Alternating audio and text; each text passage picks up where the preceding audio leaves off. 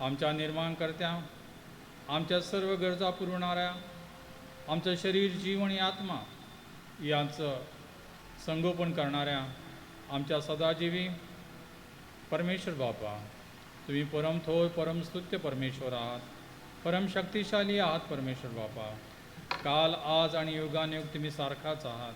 न बदलणारा परमेश्वर तो तुम्हीच आहात परमेश्वर बापा. आजच्या ह्या दिवशी, या क्षणी आम्ही सर्वजण ख्रिस्त येशूमध्ये, आमचा तारणारा प्रभू येशू ख्रिस्त याच्यामध्ये प्रभू देवापा तुमच्या पायाशी आम्ही येत आहोत परमेश्वर बापा. जसे आहोत तसे आम्ही आलो आहोत, आमचा स्वीकार करा परमेश्वर बापा. आज ही तुमच्या सानिध्यामध्ये येण्याची ही सुंदर संधी तुम्ही आम्हास दिलीत.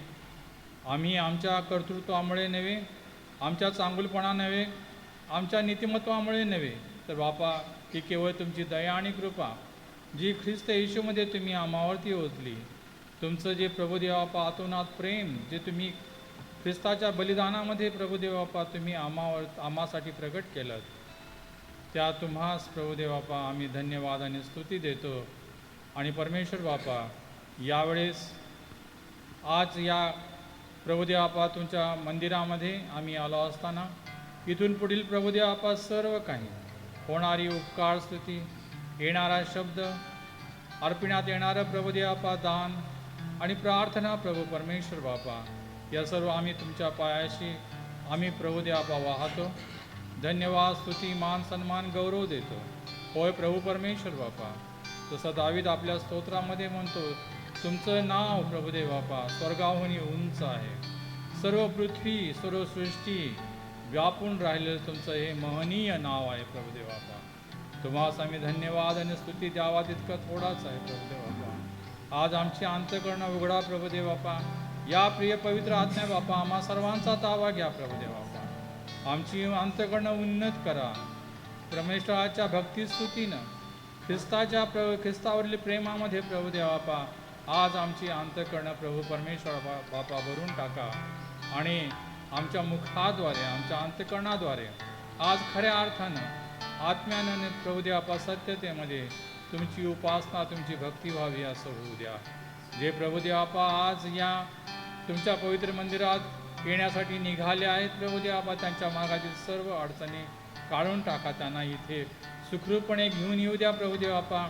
आणि प्रत्येकाला परमेश्वर बापा, येणारा प्रत्येक आत्मा आज या ठिकाणी तुमच्या पवित्र शब्दानं प्रभुदेवापा तृप्त होऊन, परमेश्वर बापा पूर्ण समाधानी होऊन प्रभुदेवापा आपल्या मनातील असलेली मरगळ, असलेली निराशा, असलेलं प्रभुदेवापा प्रत्येक सैतानी दडपण ख्रिस्त येशूमध्ये नाहीसं होऊन प्रभुदेवापा या ठिकाणाहून परमेश्वर बापा तुमच्या आनंदामध्ये तुम्ही आमच्या जीवनामध्ये केलेलं, करीत असलेलं आणि होणारं तुमचं महत्कृत्य प्रभुदेवापा आम्ही हे जाणून घेऊन तुमची आराधना, उपासना प्रभुदेवापा मुक्त कंठानं करून प्रभू परमेश्वर बापा तुमच्या पवित्र आत्म्याच्या वचनामध्ये सामर्थ्यवान बनून माघारी जावं असं होऊ द्या प्रभुदेवापा.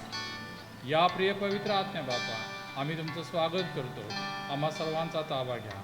आम्हा सर्वांना, आमच्या सर्व प्रियजनांना ख्रिस्ताच्या पवित्र रक्तानं आच्छादित आहे ही सर्व भूमी आणि हे प्रभुदेवापा या ठिकाणी असलेलं सर्व वास्तव्य ख्रिस्ताच्या पवित्र रक्तानं आम्ही आच्छादित आहे.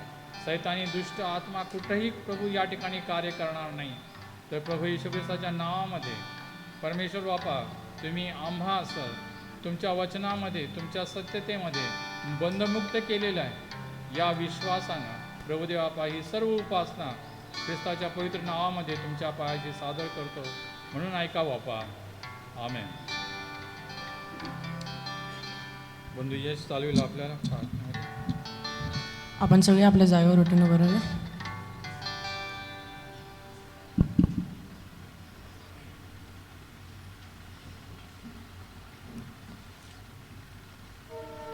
परमेश्वराची स्तुती असो. परमेश्वराने पुन्हा एकदा त्याच्या स्तुती आराधने करता, त्याच्या भक्ती करता आपल्या प्रत्येकाला या ठिकाणी एकत्र केलेलं असताना आजची स्तुती आराधना आपण सुरुवात करणार आहोत. गीत नंबर 311, मैंने पूछा प्रभु से तू क्यों करता मुझसे.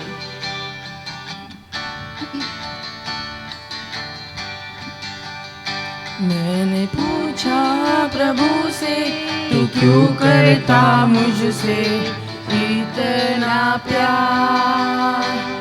मैंने पूछा प्रभु से तू क्यों करता मुझसे इतना प्यार।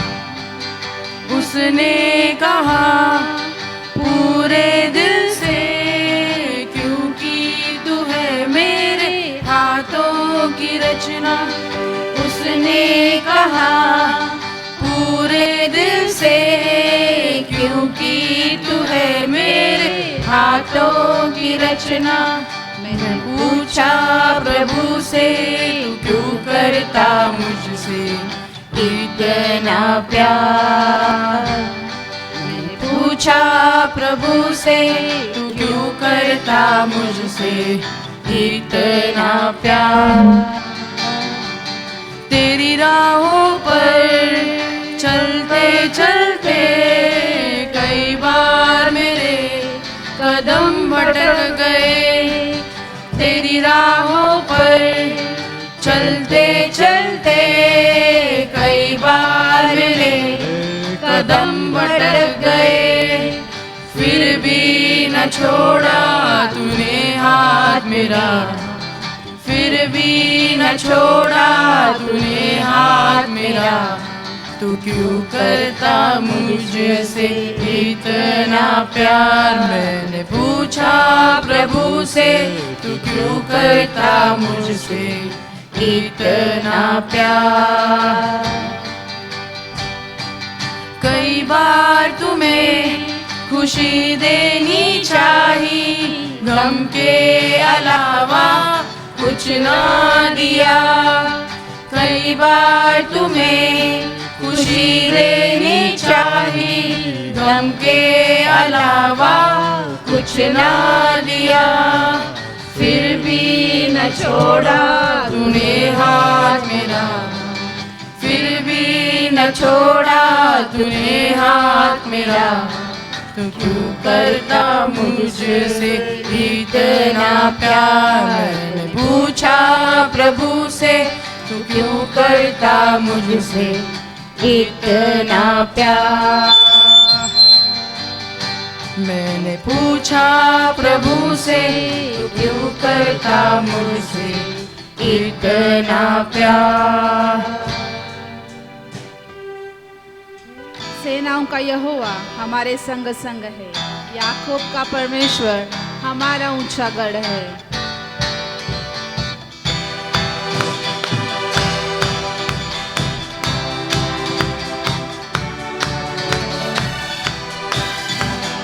सेनाओं का यहोवा हमारे संग संग है, याकूब का परमेश्वर हमारा ऊंचा गढ़ है। सेनाओं का यहोवा हमारे संग संग है, याकूब का परमेश्वर हमारा ऊंचा गढ़ है। जिसने आकाश बनाया, जिसने पृथ्वी बनाई हो, जिसने आकाश बनाया, जिसने पृथ्वी बनाई। जो सर्वशक्तिमान प्रभु है, वो यहोवा हमारे संग संग है। जो सर्वशक्तिमान प्रभु है, वो यहोवा हमारे संग संग है। सेनाओं का यहोवा हमारे संग संग है, याकूब का परमेश्वर हमारा ऊंचा गढ़ है। सेनाओं का यहोवा हमारे संग संग है, याकूब का परमेश्वर हमारा ऊंचा गढ़ है। समुद्र को जिसने डुबागा, जंगल में से मार्ग निकाला। समुद्र को जिसने डुबागा, जंगल में से मार्ग निकाला। जो वायदों को करता है पूरा, वो यहोवा हमारे संग संग है। जो वायदों को करता है पूरा, वो यहोवा हमारे संग संग है। सेनाओं का यहोवा हमारे संग संग है, याकूब का परमेश्वर हमारा ऊंचा गढ़ है।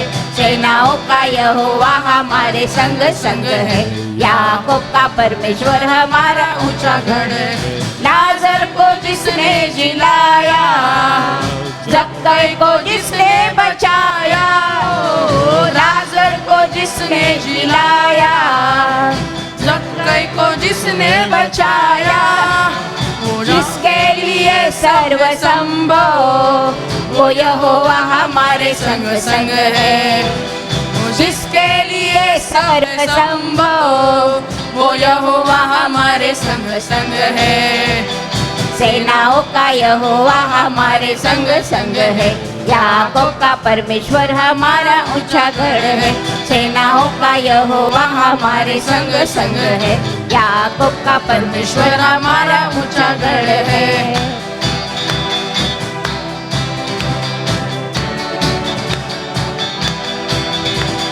हो जय जयकार जय जयकार करे, हो जय जयकार जय जयकार करे। वो है हमारा राजा राजा, दुख संकट से बचाता बचाता। वो है हमारा राजा राजा, दुख संकट से बचाता बचाता। हम पर अपनी करुणा करता और करता उपकार, क्यों ना उस पर तन मन हारे, दे अपना अधिकार। ओ जय जयकार जय जयकार करे, ओ जय जयकार जय जयकार करे। स्वर्ग है उसका सिंहासन सिंहासन, पृथ्वी बड़ी है पदासन पदासन। स्वर्ग है उसका सिंहासन सिंहासन, पृथ्वी बनी है पदासन पदासन। आकाश उसकी महिमा बताए, हस्तकला को दिखाए।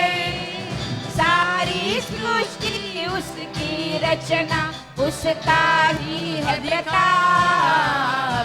ओ जय जयकार जय जयकार करे, ओ जय जयकार जय जयकार करे। उस पर जिसका भरोसा भरोसा, वो तो कभी न डरेगा डरेगा। उस पर जिसका भरोसा भरोसा, वो तो कभी न डरेगा डरेगा। चाहे बीमारी चाहे गरीबी, चाहे हो आकाश, सब संकट से सब कष्टों से हो जाएगा पार। हो जय जयकार जय जयकार करे, हो जय जयकार जय जयकार करे।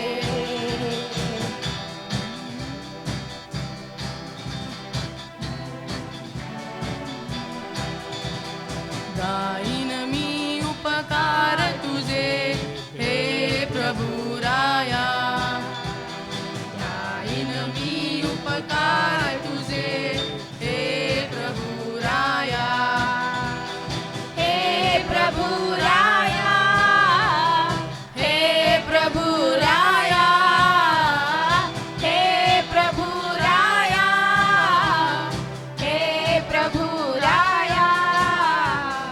गाईन मी उपकार तुझे हे प्रभु राया, गाईन मी उपकार तुझे हे प्रभु राया। तुझं विन मजला नाही कोणी, हे प्रभु राया, हे प्रभु राया। तुझं विन मजला नाही कोणी, हे प्रभु राया, हे प्रभु राया। माझा यहोवा माझा प्रभू, माझा यहोवा माझा प्रभू, तू माझा आधार। गाईन मी उपकार तुझे हे प्रभु राया, गाईन मी उपकार तुझे हे प्रभु राया। माझ्या जीवाचा माझ्या जीवाचा नाही कुणी हे प्रभु राया हे प्रभु राया माझा जीवाचा नाही कुणी हे प्रभु राया हे प्रभु राया माझा यहोवा माझा प्रभु माझा यहोवा माझा प्रभु तू माझा सरदार करीन मी उपकार तुझे हे प्रभु राया करीन मी उपकार तुझे हे प्रभु राया गाईन मी उपकार तुझे हे प्रभु राया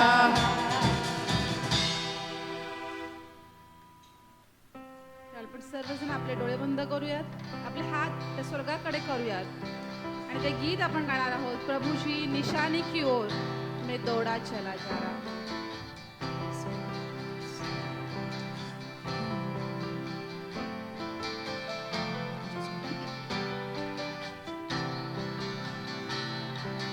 प्रभु जी निशाने की ओर मैं दौड़ा चला जा रहा हूँ प्रभु जी निशाने की ओर मैं दौड़ा चला जा रहा हूँ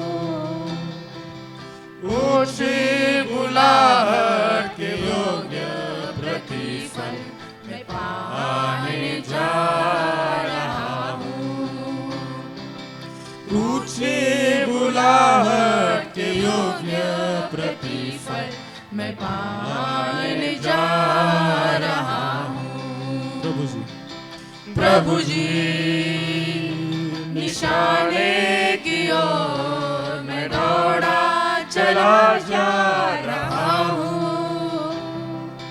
प्रभु जी निशाने की ओर मैं दौड़ा चला जा रहा हूँ जो बातें जो बातें मेरे लाभ की उनको मसीह के कारण जो बातें मेरे लाभ की उन्हीं को मसीह के कारण कूड़ा समझ कर मैं आगे बढ़ता चला जा रहा हूँ कूड़ा समझ कर मैं आगे बढ़ता चला जा रहा हूँ प्रभु जी निशाने की ओर मैं दौड़ा चला जा रहा हूँ प्रभु जी निशाने की ओर मैं दौड़ा चला जा रहा हूँ पिछली बात पिछली बातों को अब भूल कर आगे की बातों की और अब पिछली बातों को अब भूल कर आगे की बातों के और अब दौड़ा चला जा रहा हूँ ताकि उस इनाम को पाऊं दौड़ा चला जा रहा हूँ ताकि उस इनाम को पाऊं प्रभु जी निशाने की ओर मैं दौड़ा चला जा रहा हूँ प्रभु जी निशाने की ओर मैं दौड़ा चला जा रहा हूँ ऊंची बोल बुलाहट के योग्य प्रतिफल मैं पाने जा रहा हूँ ऊंची बुलाहट के योग्य प्रतिफल मैं पाने जा रहा हूँ। प्रभु जी निशाने की ओर मैं दौड़ा चला जा रहा हूँ। प्रभु जी निशाने की ओर मैं दौड़ा चला जा रहा हूँ। दौड़ा चला जा रहा हूँ।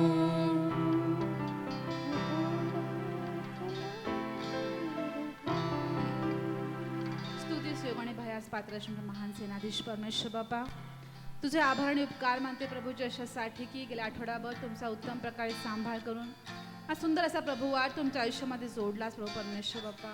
आणि पुन्हा एकदा तुझ्या वचनामध्ये वाढण्याकरता, तुझं वचन ऐकण्याकरता, ते ग्रहण करण्याकरता, ते शिकण्याकरता तुम्हाला या ठिकाणी एकत्र केलंच मी तुझे आभार मानते प्रभूजी. होय प्रभू परमेश्वर बाप्पा, आम्ही आमच्या जीवनाची धावत असताना प्रभू परमेश्वर बाप्पा, आम्ही तुझ्या वचनाप्रमाणे ती धावावी यासाठी तू आम्हाला सहाय्य करतो परमेश्वर बाप्पा. तुझे आभार मानते इथं असणाऱ्या प्रत्येक प्रियजनासाठी प्रभू परमेश्वर बाप्पा. आज आमची अंतःकरणं तू तयार केलेली आहेस म्हणून तुझे आभार मानते प्रभू परमेश्वर बाप्पा. येणाऱ्या वचनाकरता प्रभू परमेश्वर बाप्पा, आज आमच्या अंतःकरणं तू उघड प्रभू परमेश्वर बाप्पा. आमचे आत्मिक कान तू उघड, आमचे आत्मिक डोळे तू उघड प्रभू परमेश्वर बाप्पा. हे वचन ऐकून प्रभू परमेश्वर बाप्पा आमच्या अंतःकरणाला टोचणी लागू दे असं तू कर प्रभू परमेश्वर बाप्पा. हे वचन ऐकून आम्ही सोडून न देता त्याप्रमाणे आचरण करण्याकरता तुझ्या सामर्थ्याचा आत्मा तू आम्हाला पुरव प्रभू परमेश्वर बाप्पा. होय प्रभू परमेश्वर बाप्पा, आम्ही जसे आहोत तसे तुझ्या समोर येतो प्रभू परमेश्वर बाप्पा. आज आम्हा प्रत्येकाच्या आत्म्याचा तू ताबा घे प्रभूजी. हे जगातील चिंता, जगातल्या काळज्या प्रभू परमेश्वर बाप्पा आम्हापासून दूर कर प्रभू परमेश्वर बाप्पा, जेणेकरून आमचं चित्त तुझ्या ठिकाणी लागेल. होय प्रभू परमेश्वर बाप्पा, पुन्हा एकदा पासनं तुझ्या हातामध्ये देते प्रभूजी. त्यांच्या मुखातून निघणारा प्रत्येक शब्द प्रभूजी तू आशीर्वादित कर आणि तुझ्या आत्म्याच्या समक्षतेखाली असा वास तू कर प्रभूजी. पुन्हा एकदा आम्ही सर्वजण तुझ्या हातामध्ये पडू. ही संपूर्ण वेळ तुझ्या हातामध्ये सोपून दे. ही प्रार्थना धन्यकारक प्रभू येशू ख्रिस्त याच्याच प्रिय, पवित्र आणि गोड नावात करते म्हणून तो ऐक बापा. आमेन. आपण सर्वजण बसून घेऊया.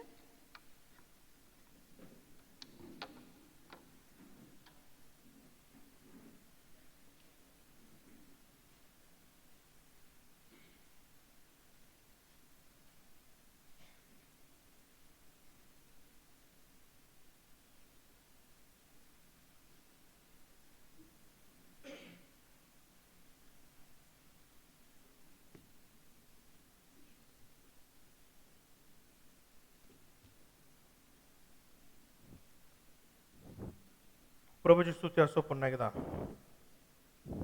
देवाच्या वचनाकडं आपण आपलं लक्ष केंद्रित करूया. फार सुंदर वेळ आहे.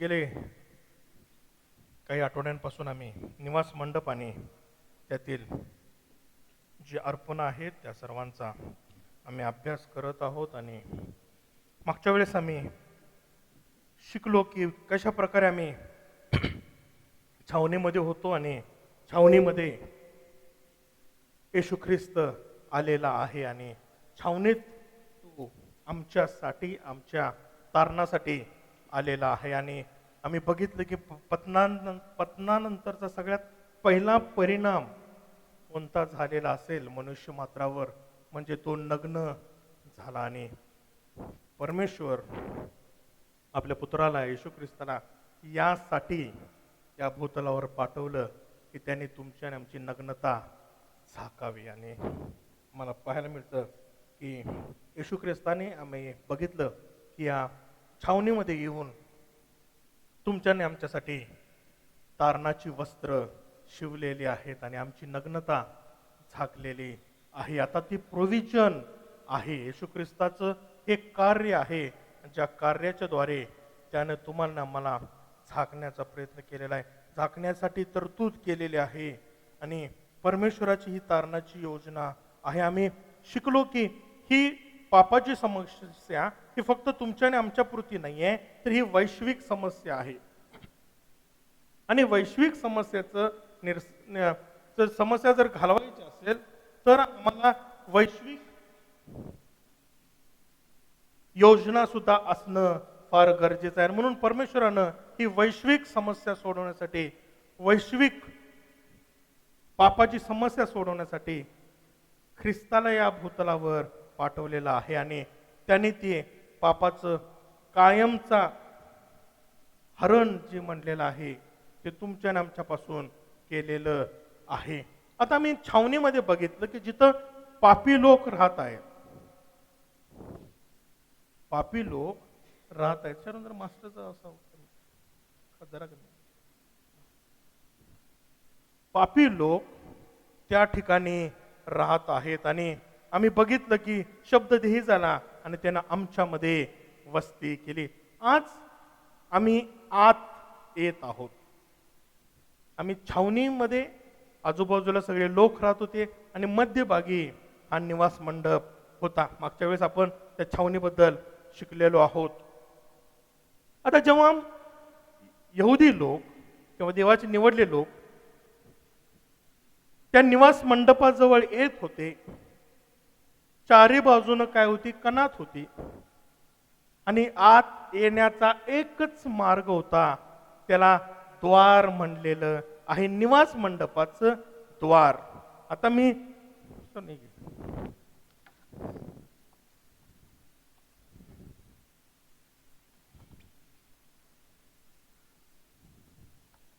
ज्या ठिकाणी आहे ते द्वार आहे आणि आत येत असताना त्या यहुदी लोकांना किंवा देवाच्या निवडलेल्या लोकांना पहिलं गोष्ट कुठली समोर येत असेल तर ते म्हणजे द्वार. आता येशू ख्रिस्त म्हणाला, जेव्हा येशू ख्रिस्त या भूतलावर होता तेव्हा येशू ख्रिस्त म्हणाला, मार्ग सत्य व जीवन मीच आहे, माझ्याद्वारे आल्या वाचून कोणीही पित्याजवळ जाऊ शकत नाहीत. आणि असं लिहिलेलं आहे की शास्त्रीय पुरुषांनी त्याला धोंडे मारण्याचा प्रयत्न केला. का केला हे जेव्हा आम्ही अभ्यासतो तेव्हा आम्हाला समजतं की शास्त्रीय पुरुषांना माहित होतं की येशू ख्रिस्त काय म्हणत आहे. बऱ्याच वेळेस आम्हाला माहित नाही. जेव्हा फक्त आम्ही नव्या कराराचा अभ्यास करतो आणि जुन्या कराराचा अभ्यास करत नाही, आम्हाला समजत नाही की येशू ख्रिस्त का म्हणलेला आहे, तो कुठला मार्ग आहे, कुठलं सत्य आहे आणि कुठला जीवन आहे. आणि जेव्हा येशू ख्रिस्तानं म्हणलं मी मार्ग सत्य व जीवन मी आहे, तेव्हा शास्त्रीय पुरुषांना समजलं की येशू ख्रिस्त कशाबद्दल बोलत आहे. आणि तो कशाबद्दल बोलत होता तर ह्या मंडपासंबंधी तो बोलत होता. मंडपाला तर 3 द्वार आहेत, लक्षात ठेवा. हा पहिला द्वार आहे जे निवास मंडपामध्ये आम्ही एंट्री करू शकतो. या द्वारात येशू ख्रिस्त म्हणतो मी द्वार आहे,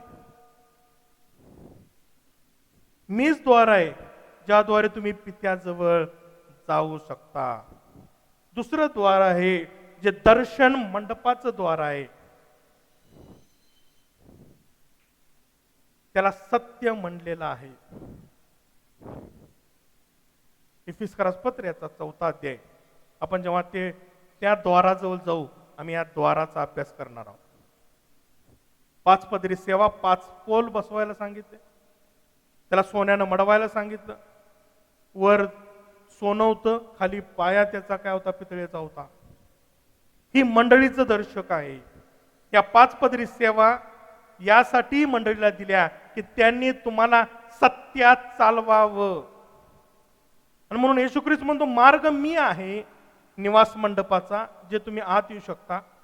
सत्य मी आहे,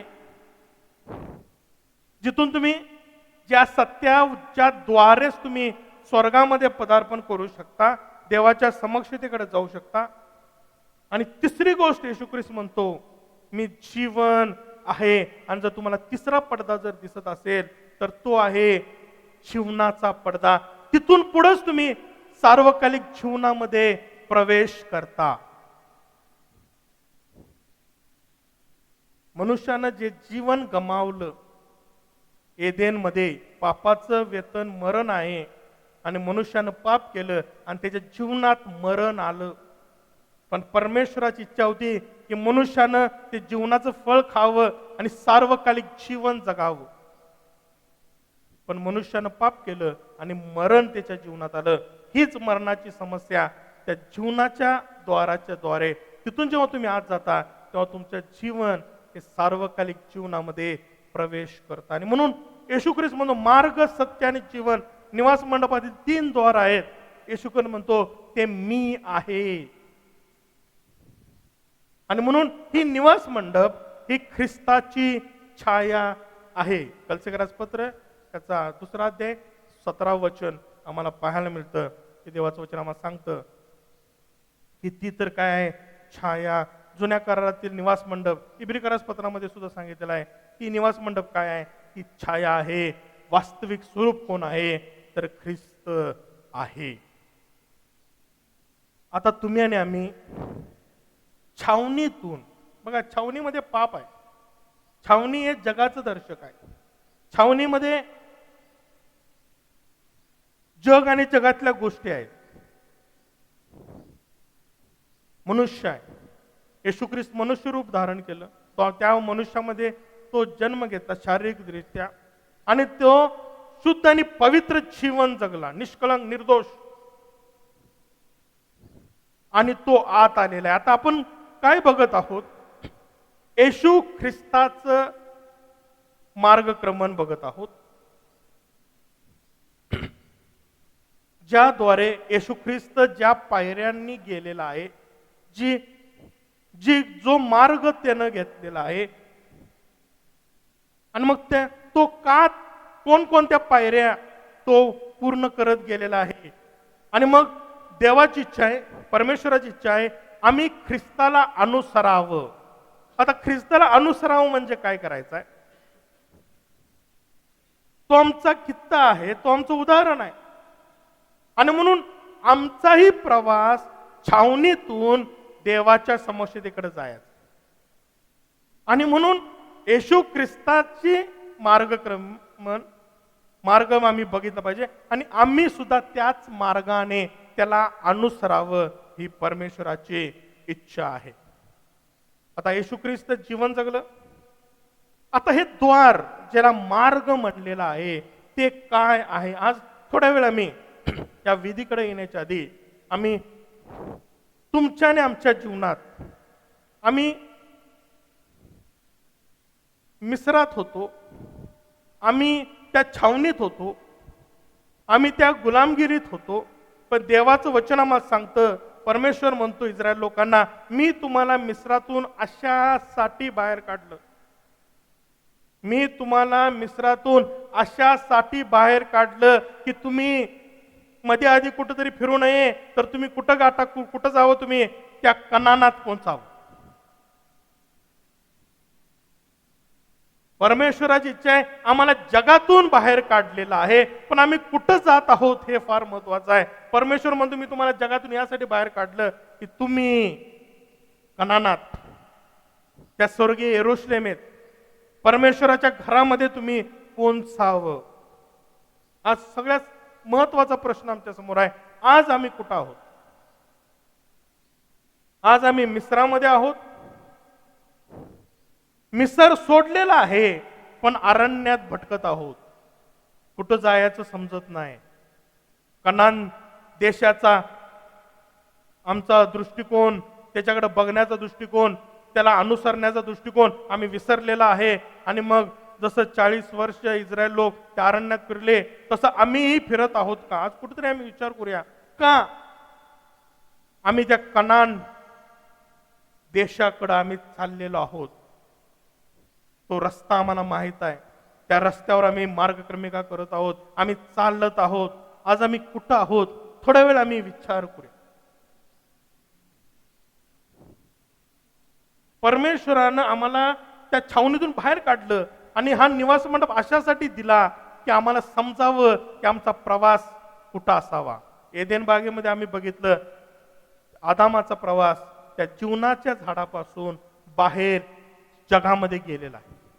पश्चिमेकडून पूर्वेचा प्रवास त्यांचा झालेला आहे. परमेश्वराचे आमचा प्रवास पूर्वेकडून पश्चिमेकडचा असा. आदामाचा प्रवास नगरातून वेशीच्या बाहेर गेला. परमेश्वराची आमची वेशीतून आमचा प्रवेश कुठं व्हावा? नगरामध्ये प्रवेश, नगरामध्ये. आणि म्हणून ही पूर्व पश्चिम आमचा प्रवास फार महत्वाचा आहे. आणि आदामानं जे गमावलं, येशू ख्रिस्तानं तो उलटा प्रवास केला. आदामाचा प्रवास पावित्र्याकडून पत्नाकडचा होता. परमेश्वराची आमचा प्रवास पत्नाकडून पावित्र्याकडचा. आणि हा मार्ग ख्रिस्तानं मनुष्यरूप धारण करून, आम्ही मागच्या वेळेस बघितलं, तो शब्द देही झाला. प्रारंभी शब्द होता, शब्द देवाचा होता, शब्द देव होता. आणि तो मनुष्य धारण यासाठी केला, त्यानं यासाठी मनुष्यरूप धारण केलं की त्यानं आम्हाला कित्ता बनावं आणि आमच्यासाठी एक उदाहरण द्यावं की आम्ही आदामाचा जो पापाचा स्वभाव जो आमच्यामध्ये आलेला आहे, दावीद राजा म्हणतो, पहा मी जन्माचाच पातके, माझ्या आईनं गर्भ धारण केला तेव्हाच मी पातके, ते पतन आम्ही सोडून आम्ही ख्रिस्ताच्या मागे अनुसरून पावित्र्याकडचा प्रवास आम्ही करावा. आणि जेव्हा आमचा प्रवास सुरू होतो प्रियानो, आमच्या समोर हे द्वार येत. आता परमेश्वरानं मोशेला हे द्वार करायला सांगितलं. फार महत्वाचं आहे. आता बघा तुम्ही, इकडचे सगळे खांब जे आहेत ते तुम्हाला सोन्याचे दिसतील, नाही का? पण त्याच्या वरचं जे काय म्हणतो याला आपण,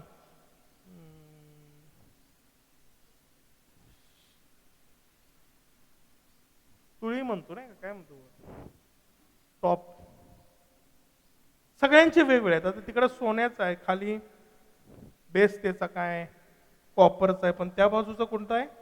सिल्वर आहे. इथं जेव्हा तुम्ही बघता, इथं काय आहे तर पूर्ण बाभळीचं लाकूड आहे, वर चांदी आहे आणि खाली पितळ आहे. आता हे सिंबॉलिक आहे. पवित्र शास्त्र आम्हाला सिंबॉलिक गोष्टी सांगतो. आता जेव्हा आम्ही या लाकडाचा आणि विशेष करून अरेबियन डेझर्ट मध्ये जे झाड जे आहे, जे अरण्यात पाहायला मिळतं, ती आहे बाभळीचं. आणि ही बाभळीच्या झाडाचं एक वैशिष्ट्य आहे, त्याला कीड लागत नाही, न कुजणार झाड. हे असं लाकूड आहे, त्याला कीड लागत नाही, जे कुजत नाही. आणि लाकूड नेहमी देहाचं दर्शक आहे. आता परमेश्वराचं हे काय आहे तर ख्रिस्ताचं शारीरिक जीवन आहे, ते शरीर आहे. चांदी नेहमी रिडम्शन, मुक्ततेचं दर्शक आहे. ख्रिस्तानं तुम्हाला आम्हाला मुक्तता दिलेली आहे. त्यानं स्वतःचं रक्त सांडून त्यानं तुमच्या आणि आमच्यासाठी कण्णी भरून आम्हाला मुक्तता दिलेली आहे. आणि पितळ नेहमी जजमेंट, न्यायाचं दर्शक आहे.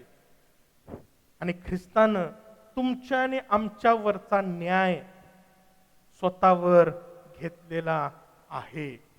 आता हे ख्रिस्ताचं दर्शक आहे. जेव्हा तुम्ही आणि आम्ही पहिल्यांदा त्या आमचा प्रवास सुरू करतो, कुठून?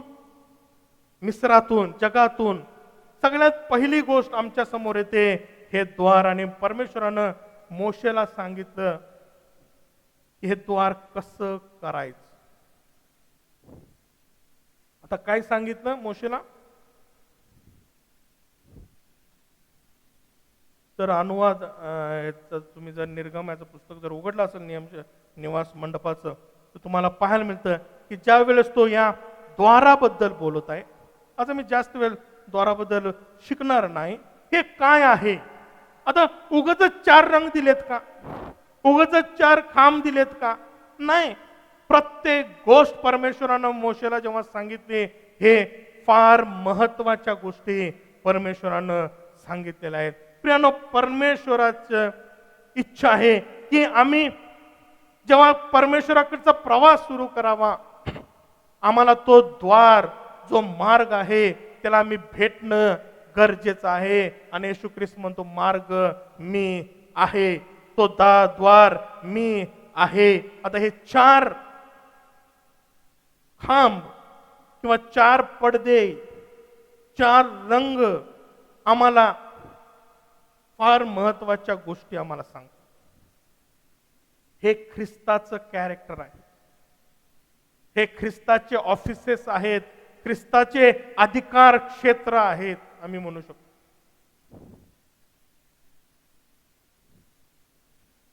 जेव्हा तुम्ही पहिल्यांदा त्या निवास मंडपात येतात, परमेश्वराला भेटण्याची इच्छा आहे आणि परमेश्वराला भेटायचं आहे, तो म्हणतो मला भेटल्याशिवाय तुम्ही काय करू शकत नाही, पित्याकडे जाऊ शकत. आता हे 4 ख्रिस्ताचे जे अधिकार क्षेत्र आहेत, ते आम्हाला कुठं पाहायला मिळतात,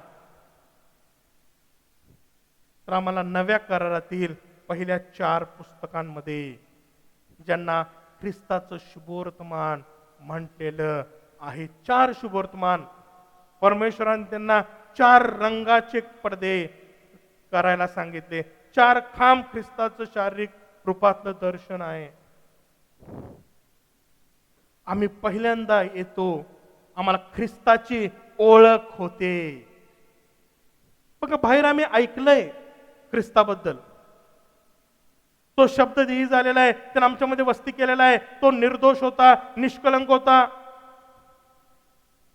पण जोपर्यंत आम्ही या मार्गाजवळ येत नाही, या द्वाराजवळ येत नाही, तोपर्यंत आम्हाला खऱ्या अर्थानं ख्रिस्ताची ओळख होत नाही. आणि म्हणून आम्हाला या मार्गाजवळ येणं फार गरजेचं आहे. आम्हाला मार्गाजवळ ख्रिस्ताला ओळखल्याशिवाय आम्ही जाऊ शकत नाही आत. आणि म्हणून परमेश्वराने निवास मंडप करत असताना 4 रंग सांगितलेले आहेत. आता पहिला रंग कोणता आहे, तर हा जांभळा आहे. जरा उलट झाले का, बरोबर आहे ना, जांभळा आहे. आता जांभळा रंग कशाचं दर्शक आहे पवित्र शास्त्र, सांगू शकताय? राजाचे वस्त्र. कारण जांभळ्या रंगाचा जो डाय आहे तो सर्वात कॉस्टली आहे आणि म्हणून फक्त राजे लोक त्या काळात हे जांभळी वस्त्र परिधान करत होते. आता कोणतं शुभवर्तमान आम्हाला सांगतं की येशू ख्रिस्त हा राजा आहे, सांगा? मत्तयाचं शुभवर्तमान, पहिलं शुभवर्तमान आम्हाला सांगतं की येशू हा राजा आहे. आणि म्हणून मत्तयाच्या पुस्तकामध्ये येशू ख्रिस्त राजा कसा आहे याची वंशावळ दिलेली आहे.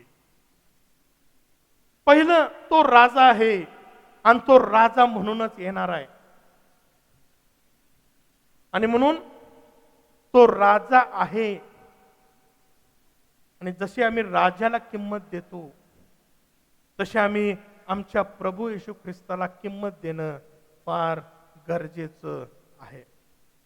बरोबर आहे की नाही? आज आम्हाला ख्रिस्ताची ओळखच नाही तो राजा म्हणून. आम्हाला असं वाटतं की तो कोण आहे, चपरासी वगैरे आहे, काही कसंही वागलं त्याच्याबरोबर चालतंय आम्हाला. लक्षात ठेवा, जर तुम्हाला समजलं सांगलीमध्ये राष्ट्रपती येणार आहेत किंवा मोदी साहेब येणार आहेत, पंतप्रधान मोदी साहेब येणार आहेत, तर त्यांची तयारी कशी असते हो पूर्ण जिल्ह्यामध्ये? युद्ध पातळीवर काय असतं की तयारी चाललेली असते, नाही का? महिनापूर्वी सगळं तयारी चालली असते, नाही का? मग तो येणार मग त्यांच्यासाठी आम्ही कसे कपडे घालणार आहे, त्यांच्यासाठी किती सुखसोयी ठेवणार आहे, नाही का? परमेश्वराची इच्छा आम्ही ख्रिस्ताला राजा आहे तो म्हणून आम्ही त्याला मान देणं, त्याला सन्मान देणं आणि त्याला तसं वागवणं फार गरजेचं आहे प्रियानो. आज मंडळीला आम्ही येतो, ख्रिस्ताला भेटायला आम्ही येतो, ख्रिस्ताच्या मंडळीमध्ये आम्ही येतो. आहे का हो तो मान?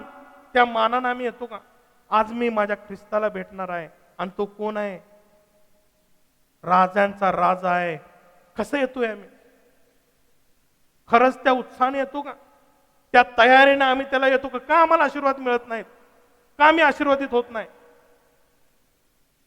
कारण आम्ही ख्रिस्ताचे जे ऑफिसेस आहेत, ख्रिस्ताचे जे अधिकार क्षेत्र आहेत, तेच आम्ही ओळखायचं काय करतो? विसरून गेलेलो आहे. आम्ही ख्रिस्ती आहोत, पण आज आम्ही ख्रिस्ती म्हणून येशू ख्रिस्त राजा आहे, तो राजांचा राजा आहे, त्याला मी तो मान देणं. जर तो राजा आहे, मी प्रजा आहे, तर मी त्याचं ऐकणं, त्याच्या इच्छेप्रमाणे चालणं, त्यानं जे नियम घालून दिलेले आहेत ते पाळणं. आज आहे का हो ते अंतःकरण? जर आम्ही ते करत नाही तर आम्ही ख्रिस्ताची एक बाजू काय केलेली आहे आम्ही बघितलेली नाहीये. आणि जोपर्यंत आम्ही चारी ख्रिस्ताचे ऑफिसेस अधिकार क्षेत्र जोपर्यंत बघत नाही, ते स्वीकारत नाही, ते कबूल करून त्याच्याप्रमाणे चालत नाही, तोपर्यंत आम्ही आत आमचा प्रवेश कधीच होणार नाही. आम्ही जगात आहोत, जगातच राहणार आहोत. पहिलं मत्तयाचं पुस्तक, आणि ते कुणाला लिहिलेलं आहे तर ते यहुदी लोकांना लिहिलेलं आहे. पहिलं पुस्तक यहुदी लोकांना, आणि यहुदी लोक राजाची वाट बघत होते. आणि मत्तय सांगतो हाच तुमचा येणारा राजा आहे. आज आम्ही आत्मिक यहुदी आहोत. आज आमच्यासाठी त्या राजाला मान देणं, सन्मान देणं, आणि तो राजा आहे याची ओळख आम्हाला असणं फार गरजेचं आहे. दुसरा रंग आहे किरमिजी. परमेश्वरानं मोशेला सांगितलं किरमिजी रंगाचा पडदा वापर. स्कारलेट इंग्लिश मध्ये म्हणलेला आहे. आणि हे कशाचं दर्शक आहे तर देवाच्या सेवेचं किंवा सेवकाचं दर्शक आहे. कुठलं शुभवर्तमान आम्हाला सांगतं? येशू ख्रिस्त हा देवाचा सेवक म्हणून या जगामध्ये आलेला आहे. कोणतं? मार्कचं शुभवर्तमान आम्हाला सांगतं की तो सेवक आहे, सेवा करायला आलेला सेवक. तो सेवा करून घ्यायला आलेला नाही, तर तो सेवा करायला आलेला आहे. आणि जेव्हा आम्ही ख्रिस्ताकडे त्या अधिकार क्षेत्राकडे बघतो, अरे तो देवाचा सेवक आहे, तो देव आहे पहिल्यांदा, पण तो इतका खाली आलेला आहे तुमच्या आणि आमच्यासाठी की त्यानं सेवकाचं रूप धारण केलं. सेवक झालेला आहे दैहिकरित्या. आणि जर मला ख्रिस्ताला अनुसरायचं आहे तर आम्ही आमच्यामध्ये प्रावडी मिरवण्यासारखं काही नाही. आमचं ज्ञान जरी आम्हाला वाटत असेल फार आहे, पण देवाच्या ज्ञाना एवढी ज्ञान आमच्याकडे नाहीये. पैसा प्रतिष्ठा नाहीये, आणि म्हणून आम्ही नेहमी स्वतःला सेवक म्हणावं. जेव्हा आम्ही ख्रिस्ताला सेवक म्हणून खऱ्या अर्थानं ओळखतो, और तो देव होता, तरी आमच्यासाठी, जगातील लोकांसाठी, त्या छावणीतील लोकांसाठी तो देवाचा सेवक झालेला आहे. सेवक झालेला आहे. तिसरा शुभवर्तमान आम्हाला सांगतं, आणि तिसरा रंग आहे fine linen, white fine linen, पांढरा तागाचं तलम वस्त्र, तलम तागाचे वस्त्र. हे ख्रिस्ताचं शुद्ध जीवन, डाग विरहित, सुरकुती विरहित, निर्दोष, निष्कलंक एक मनुष्याचा पुत्र म्हणून दर्शवणार आहे.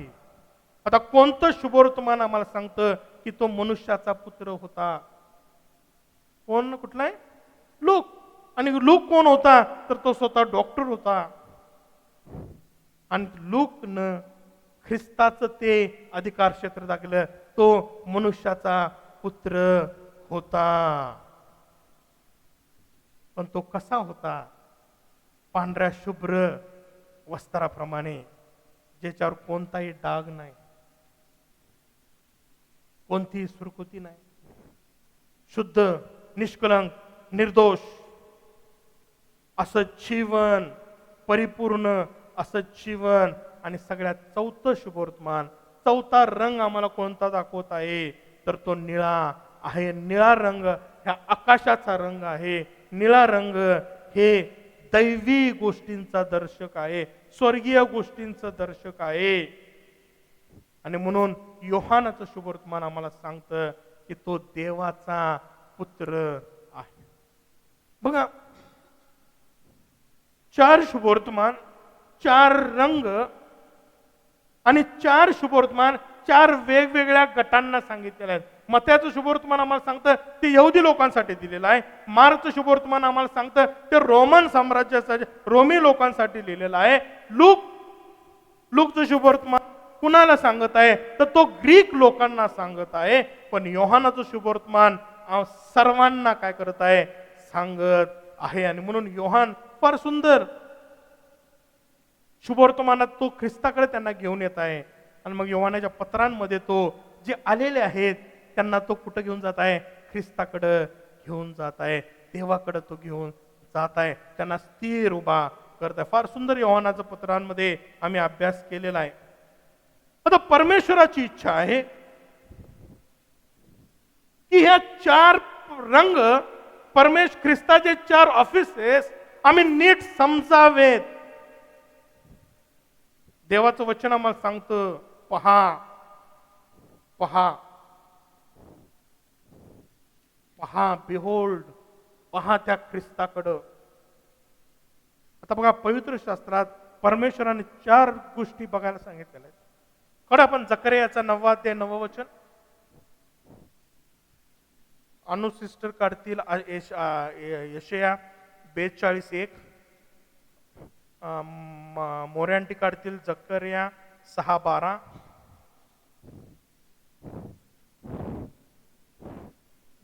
जकरिया 9:9 कोण? जकरिया 9:9 कोण काढले का? वाच. पहा, बघा परमेश्वर बघ म्हणत आहे, पहा. आताची 4 ख्रिस्ताचे ऑफिसेस बघत आहोत, कार्यक्षेत्र बघत आहोत. परमेश्वर स्वतः म्हणत आहे त्या 4 गोष्टींकडे पहा. तुमच्या दृष्टी या 4 ऑफिसेस जे ख्रिस्ताचे कार्यक्षेत्र आहेत त्यांच्यापासून दृष्टीआड जाऊ नयेत. परमेश्वर म्हणतो पहा. काय म्हणतो जकरिया 9:9? सियोन कन्ये जोराने आनंदाचा गजर कर. अगं सियोन कन्ये जोरानं आनंद कर. यरुशलेम कन्ये गजर कर. यरुशलेम कन्ये गजर कर. पहा तुझा राजा तुझ्याकडे येत आहे. पहा. कुणाकडे पहा? तुझ्या राजाकडे पहा. पहा, तुझा राजा तुझ्याकडे येत आहे. तुझ्याकडे येत आहे. परमेश्वर म्हणतो, अगं सियोन कन्ये. आज मंडळी म्हणून आम्ही वधू आहोत ख्रिस्ताची. परमेश्वर म्हणतो, अगं वधू पहा, तुझा राजा तुझ्याकडे येत आहे. तो येत आहे. आज आम्ही त्याच्याकडे पाहत आहोत का? फार महत्वाचा प्रश्न आहे. परमेश्वर म्हणतो पहा. आता एक वेळ अशी येईल, तुम्ही जर इकडे तिकडे पाहत राहिला आणि त्या राजाकडे पाहिलं नाही, तो तुम्हाला हितच सोडून जाणार आहे. त्या मूर्ख कुमारिकेसारखं. आज आम्ही त्या राजाकडे बघत आहोत. आज आम्ही आमचं पूर्ण केंद्रस्थान आमच्या प्रभूकडे आहे का? आणि आम्हाला माहित आहे का तो राजा आहे आणि तो राजा येत आहे. परमेश्वर म्हणतो त्याच्याकडे पहा. यशया 42 आणि पहिलं वचन पहा. आता दुसऱ्यांदा तो म्हणत आहे, तो म्हणतो मत्तयाचं पुस्तक शुभवर्तमान ख्रिस्ताचं तुमच्या समोर जीवन दिलेलं आहे. तो म्हणतो तो राजा आहे. परमेश्वर म्हणतो त्याच्याकडे पहा. आता या मार्चच्या शुभवर्तमानामध्ये बद्दल तो परमेश्वर यशयाच्या संदेशाला सांगत आहे, पहा. आता ख्रिस्त काय म्हणून येणार आहे? तो म्हणतो हा माझा सेवक.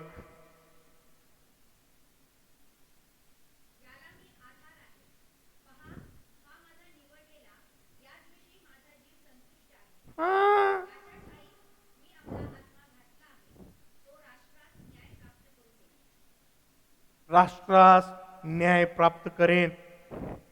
तुमचा जर न्याय व्हायचा नाही, ख्रिस्ताकडे या. आणि तो ख्रिस्ताच्या परबद्दल तो काय म्हणतो, त्याच्यामध्ये मी माझा आत्मा घातलेला आहे. येशू ख्रिस्तमध्ये ज्यांनी मला बघितलं त्यांनी पित्याला बघितलेलं आहे. जेव्हा बाप्तिस्मा झाला ख्रिस्ताचा, पवित्र आत्मा आला कबुतरासारखा आणि परमेश्वराची वाणी आली, हा माझा प्रिय पुत्र आहे, याच्याबद्दल मी संतुष्ट आहे. पण तो आता म्हणतो कोणासारखा तो येणार आहे? तो माझा सेवक म्हणून या भूतलावर येणार आहे. देवाचं वचन सांगतंय, पहा, लक्ष देऊन पहा. कुणाकडं? माझ्या सेवकाकडं, माझा राजाकडं पहा. हे जर तुमचं पाहणं राहिलं, तुम्ही आतल्या गोष्टी कधीच पाहू शकणार नाही. लक्षात ठेवा, याच्या बाहेर जोपर्यंत आहे, किती टाचा वर करा, आत काय चाललेलं आहे तुम्हाला समजणार नाही.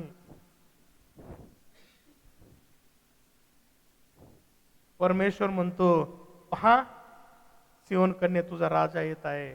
पहा, हा माझा कोण आहे? सेवक आहे. तिसरी गोष्ट आम्हाला लूकचं शुभवर्तमान आम्हाला सांगतं, जकर्याचा 6 अध्याय आणि 12 वचन. हा जुना करारचा बेस किती महत्वाचा आहे. जेव्हा आम्ही नव्या करारातील शिष्य म्हणून, त्याचे लोक म्हणून जेव्हा आम्ही चालतो. जकर्याचा 6 अध्याय 12 वचन वाचा कोणतरी पडते. त्याला सांग की सेनाधीश परमेश्वर म्हणतो, पहा, एक पुरुष ज्याचे नाव कोम असे आहे, तो आपल्या स्थानी उगवेल व तो परमेश्वराचा. पहा, एक पुरुष, एक मनुष्य ज्याचं नाव कोंब आहे. आता हे आपण नंतर बघूया, कोंब काय आहे. आता आपण पुढचा भाग बघूया. तर हा कोंब कोण आहे? तर ख्रिस्त आहे. लक्षात ठेवा, कोंब हा ख्रिस्त आहे. आणि तो कोण आहे?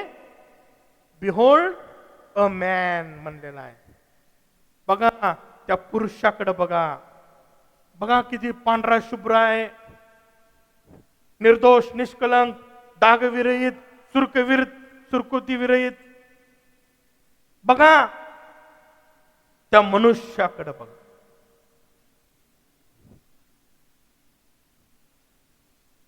चौथा यशया 40 आणि 9 वचन. किती सुंदर परमेश्वराची योजना आहे. बघा किती सुंदर परमेश्वर आम्हाला मार्गदर्शन करत आहे. काय म्हणतो बघा, बघा आता कुणाकडे बघा. सियोनेस सुवार्ता सांगणारे, उंच डोंगरावर चढ. यरुशलेमेस सुवार्ता सांगणारे, आपला स्वर जोराने उंच कर. कर उंच, भिवू नको.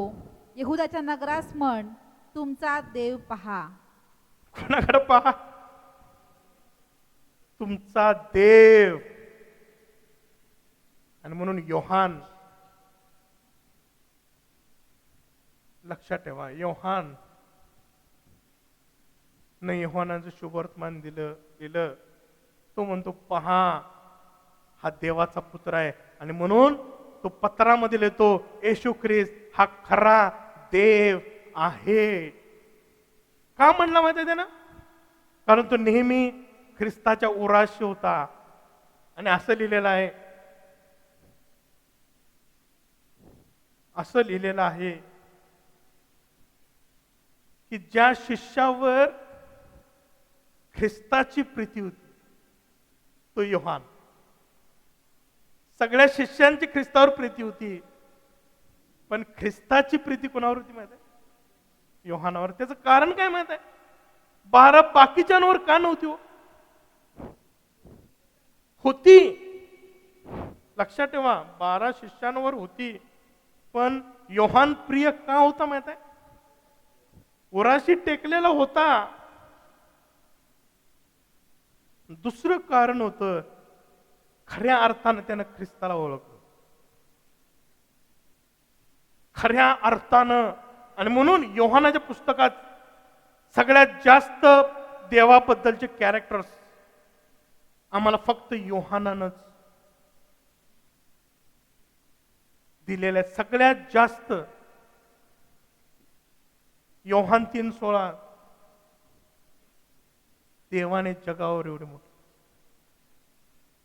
प्रीतीपूर्ण देव आहे. सगळ्यात जास्त कॅरेक्टर परमेश्वराचे कोणी प्रगट केले असतील तर तो म्हणजे योहान. आणि ज्याला ख्रिस्ताची खरी ओळख आहे आणि जास्त ओळख आहे, त्याच व्यक्तीला परमेश्वरानं ख्रिस्ताचं प्रगटीकरण दिलं. लक्षात ठेवा, उगाचच योहानाला प्रगटीकरण दिलं नाही. आणि म्हणून जर आम्हाला आतलं प्रगटीकरण जर पाहिजे आहे, तर आम्हाला ख्रिस्ताला ओळखणं फार गरजेचं आहे. परमेश्वर म्हणतो, पहा तो तुमचा देव आहे. आहे का हो? आम्ही त्या अंतकरणानं कधी ख्रिस्ताकडे बघितले का? देव, राजा, सेवक,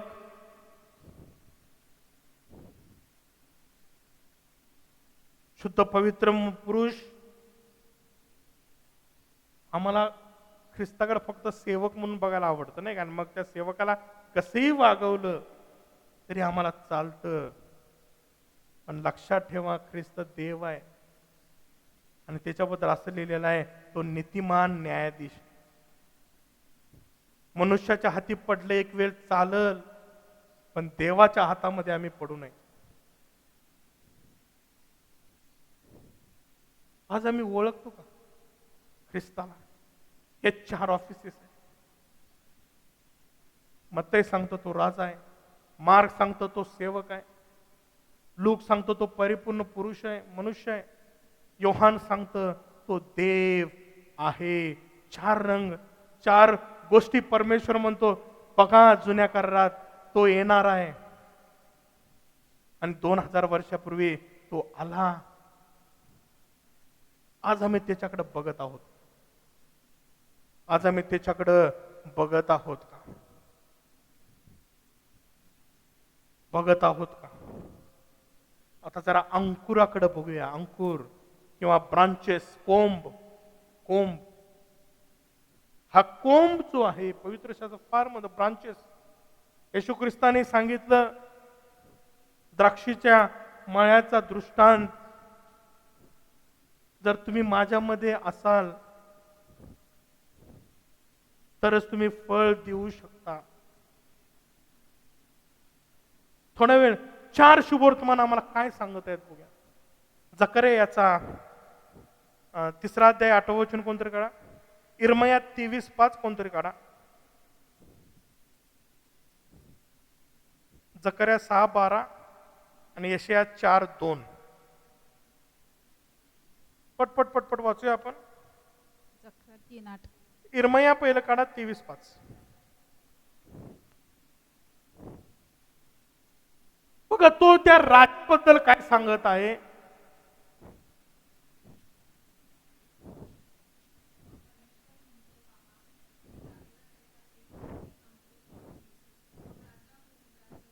पहा पहा काय म्हणतो इर्मया 23:5. मी दाविदा करिता. आता मत्तयाचं शुभवर्तमान तुम्हाला पाहायला मिळेल दाविदापासून राजाची काय दिलेलं आहे, वंशावळ दिलेला आहे. तो म्हणतो मी आता काय करणार आहे, एक धार्मिक अंकुर काय करणार आहे, उगवणार आहे. माईक कुणाकडे आहे त्याने वाचा जरा. परमेश्वर म्हणतो, पहा मी दाविदाकरता एक धार्मिक अंकुर उगवेन, तो राजा होऊन राज्य करेल. तो राजा होऊन राज्य करेन. बघा, तो म्हणतो मी दाविदासाठी एक अंकुर उगवेन आणि तो राजा म्हणून राज्य करेन. तो कसा असणार आहे, रायचस, नीतिमान राजा असणार आहे. बघा, अंकुर, परमेश्वर म्हणतो मी दाविदासाठी एक अंकुर उगवणार आहे आणि तो राजा त्या दाविदाच्या सिंहासनावर बसून काय करणार आहे, तो राज्य करणार आहे. आणि तो काय आहे, जांभळी वस्त्र परिधान करणार आहे. ते राजाचं दर्शक आहे. मत्तई तेच सांगत आहे आम्हाला, तो राजा आहे आणि तो दाविदासाठी उगवलेला अंकुर आहे आणि जो राजा होणार आहे. आता दुसरा अंकुर बघूया आपण, जकर्याचा 3रा अध्याय आणि 8वं वचन. आता हे मुख्य याजका यहोशवा, तू व तुझबरोबर बसणारे तुझे सोबती तुम्ही ऐका. ती मनुष्य चिन्हा दाखल आहे. पहा मी माझा सेवक, पहा मी माझा सेवक या जो किरमीची वस्त्रामध्ये ज्यांना मी पाठवणार आहे.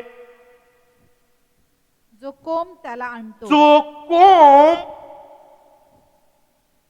जो अंकुर त्याला मी आणणार आहे. भविष्यवाणी आहे. तो म्हणतो मी तो कोंब, तो अंकुर, जो सेवक असणार आहे तो मी आणणार आहे. आता हेजकेल, जकर्या हे सगळे ख्रिस्ताबद्दलचे भविष्य करणारे. ही छाया आहे. वास्तविक स्वरूप पाऊल म्हणतो, कलसीचा पाऊल म्हणतो की ती काय आहे, वास्तविक स्वरूप तर ख्रिस्त आहे. इब्रिकराचा लेखकही म्हणतो ही छाया आहे, पण वास्तविक स्वरूप कोण आहे, ख्रिस्त आहे. ही भविष्यवाणी अंकुराची कोण आहे, भविष्य आहे, पण ख्रिस्त हे वास्तविक स्वरूप आहे. आता 6वा अध्याय 12वं वचन. त्याला सांगा की सेनाधीश त्याला सांगा की सेनाधीश परमेश्वर म्हणतो, सेनाधीश परमेश्वर म्हणतो, पहा एक पुरुष, पहा एक पुरुष ज्याचे नाव कोंब असे आहे. ज्याचे नाव, आता पहा तो म्हणतो या पांढऱ्या वस्त्रामधला पुरुष ज्याचं नाव कोंब आहे, तो आपल्या स्थानी उगवेल. तो आपल्या स्थानी उगवेल. ही भविष्यवाणी होती. 2000 वर्षापूर्वी तो उगवला आणि त्यानं आमच्यामध्ये जीवन जगलेला आहे एक मनुष्य म्हणून. चौथी गोष्ट, यशया 4:2. त्या समयी परमेश्वराचा अंकुर, त्या समयी परमेश्वराचा अंकुर शोभिवंत व तेजस्वी होईल. शोभिवंत व तेजस्वी होईल. भूमीचे उत्पन्न इस्रायलच्या बचावलेल्यास वैभव व शोभा देणारे होईल. इंग्लिश मध्ये काय म्हणले, कोणाकडे आहे का? हा, the branch of the Lord म्हणले ना. हा, प्रभू परमेश्वराचा अंकुर तो असणार आहे. मत्तई, मार्क, लूक, योहान, 4 शुभवर्तमान, 4 रंग, 4 गोष्टी परमेश्वरानं तुम्हाला मला पाहायला सांगितलेल्या आहेत. कारण ते पाहिल्याशिवाय तुम्ही आत एंट्री तुम्ही करू शकत नाही. आता जेव्हा तुम्ही सिस्टर, तुम्ही एजकेलचं पहिला अध्याय 10वं वचन काय, तू प्रगटीकरण्याचा 4था अध्याय 7वं वचन.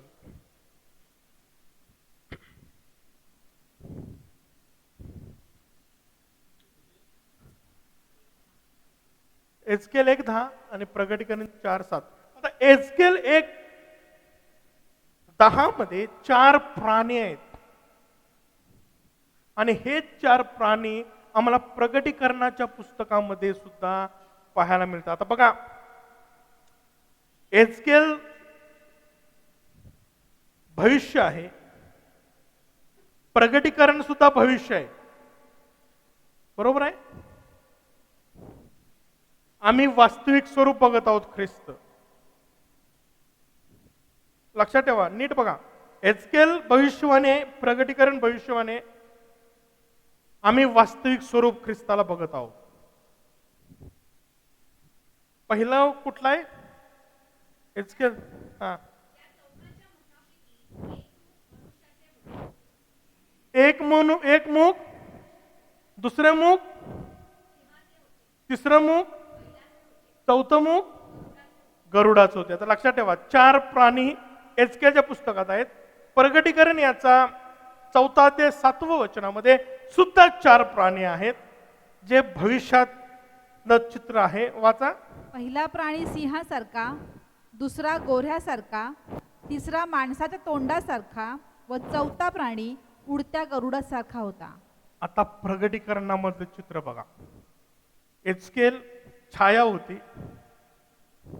येशू ख्रिस्त भूतलावर आला, जीवन जगलं. परमेश्वर म्हणतो, हा पहा राजा, हा पहा सेवक, हा पहा मनुष्य, हा पहा देव. बरोबर आहे. आता प्रगटीकरणामधलं चित्र बघा. तिथंही 4 प्राणी आहेत.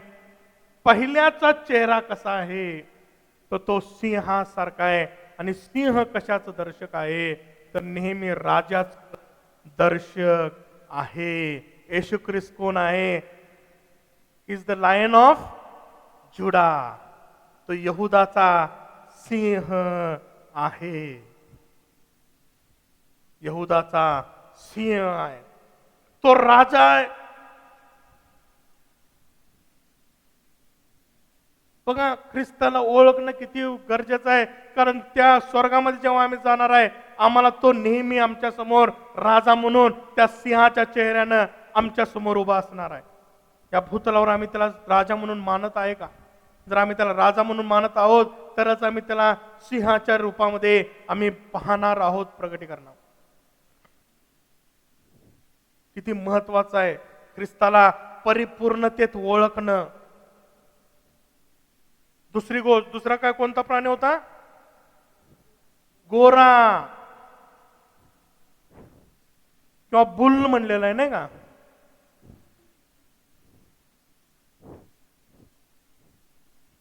कशाचं दर्शक आहे? सेवकाचं.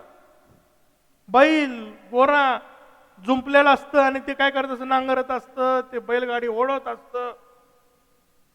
सेवकाचं दर्शक आहे. किरमिजी रंग दर्शक आहे. आणि परमेश्वर म्हणतो प्रगटीकरणात, योहानाला जेव्हा दाखवलं, हा बघ ख्रिस्त आहे. कसा आहे तो? एक चेहरा त्याचा काय आहे? सिंहाचा आहे. दुसरा कशाचा आहे? गोऱ्याचा आहे. आता तिसरा कशाचा आहे? मनुष्याचा आहे. पांढरा नेहमी आम्हाला ख्रिस्ताचं मनुष्य रूप धारण दाखवतो. तो म्हणतो, बघ हा कोण आहे? ख्रिस्त. तो मनुष्य आहे. आणि चौथं कोण आहे? गरुड. गरुड खाली फिरत्याला बघितलं का? बसून चाललेलं. कुठं असतं ते? आकाशात जेवढा वर कोण जात असेल तर ते गरुड आहे. आणि गरुड नेहमी वरील गोष्टी दर्शवतं, दैवी गोष्टी दर्शवतं. आकाशात भिरभिरणार ते प्राणी आहे, तो पक्षी आहे. 4 रूप ख्रिस्ताचे प्रगटीकरणात आम्हाला दिलेले आहेत. परमेश्वराने मोशेला सांगितलं 4 रंग तू वापर. का? कारण हे ख्रिस्ताचे ऑफिसेस आहेत, हे ख्रिस्ताचे कार्यक्षेत्र आहेत, हेच ख्रिस्ताचे 4 प्राण्यांचे रूप आहेत. आणि म्हणून प्रगटीकरण जेव्हा आम्ही अभ्यासतो, हे सिंबॉलिक आहे. बऱ्याच लोकांना समजत नाही, पण जेव्हा आम्ही सिस्टमॅटिक अभ्यास करतो तेव्हाच आम्हाला समजतं की ते कशाचे दर्शक आहेत आणि ते का दाखवलेले आहेत. आणि म्हणून जेव्हा आम्ही प्रगटीकरणाचा अभ्यास करतो किंवा थरो जेव्हा बायबल स्टडी करतो, आम्हाला हे भविष्यवाणी आम्हाला समजणं आणि हा संपूर्ण अभ्यास जेव्हा आम्हाला समजल तेव्हाच आम्हाला खऱ्या अर्थानं ख्रिस्ताची ओळख होणार आहे. आता जोपर्यंत बाहेर मी आहे, आता लक्षात ठेवा ही बाहेरची बाजू आहे, धरून चाला. मी बाहेर आहे, मी काय बघत आहे? ख्रिस्ताला राजा म्हणून बघत आहे, सेवक म्हणून बघत आहे, मनुष्य म्हणून बघत आहे, देव म्हणून बघत आहे. मी बायबल वाचत आहे, शुभवर्तमान उघडत आहे, मत्त्याचं शुभवर्तमान वाचत आहे, तो राजा आहे. मार्कचं शुभवर्तमान काढत आहे, तो सेवक आहे. आम्ही लूकचं पुस्तक वाचतो, तो मनुष्य आहे. योहानाचं शुभवर्तमान काढतो, आम्ही वाचतो, तो देव आहे. आता लक्षात ठेवा, जोपर्यंत मी बाहेरून नुसतं त्याला बघत आहे, मला काहीही फायदा होणार नाही. नुसतं समाधान आहे, हा राज आहे, हा सेवक आहे, हा मनुष्य आहे, देव आहे. अनेक ख्रिस्ती लोक बाहेरच आहेत, ख्रिस्ती जीवन जगत आहेत, मिस्रातून बाहेर आलेले आहेत, छावणीतून, पण कुठे येऊन थांबलेले आहेत? दाराजवळ थांबलेले आहेत. माहित आहे ख्रिस्त कोण आहे? तो राजा आहे, सेवक आहे. काहींना तो राजा आहे माहित नाही, काहींना तो अर्धवट माहित आहे, किंवा काहींना सगळं माहित आहे, पण द्वाराजवळच आहेत. पण परमेश्वराची इच्छा आहे, ख्रिस्ताची इच्छा आहे, नुसतं माहित असून उपयोग नाही, तर त्याचा अनुभव आम्ही घेणं, त्याला त्याचा मान देणं आमच्या जीवनात, त्याला त्याचं स्थान देणं हे फार गरजेचं आहे. म्हणून बाहेरून जोपर्यंत आहे फक्त आम्ही त्याला ओळखणार आहे, पण जेव्हा आम्ही आत येतो खऱ्या अर्थानं त्याचं गौरव आम्ही काय करणार आहे?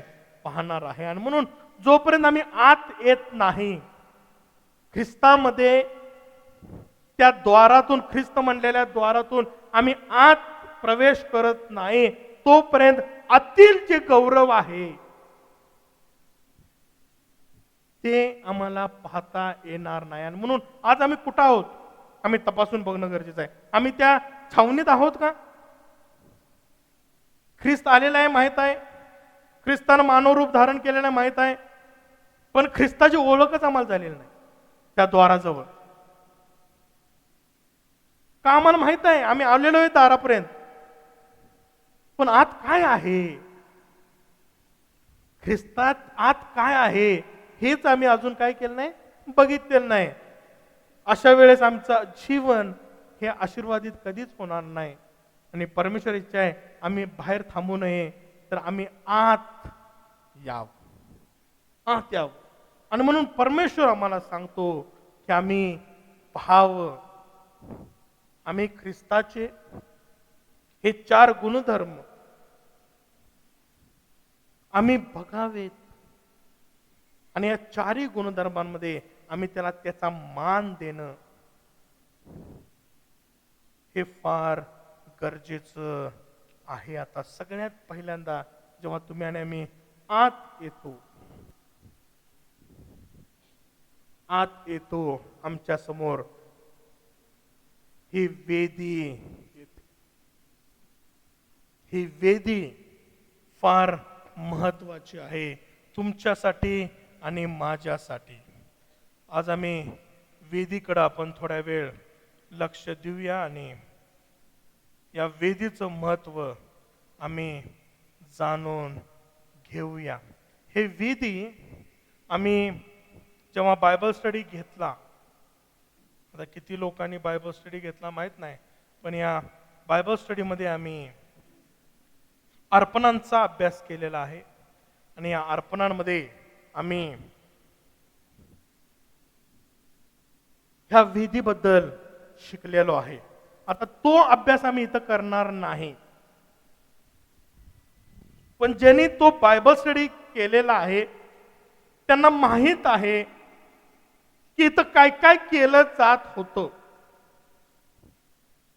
आता ह्याची रुंदी आणि हे जर बघितलं तर 5 हात बाय 5 हात बाय 5 हातचा चौरस होता आणि 3 हात त्याची उंची होती.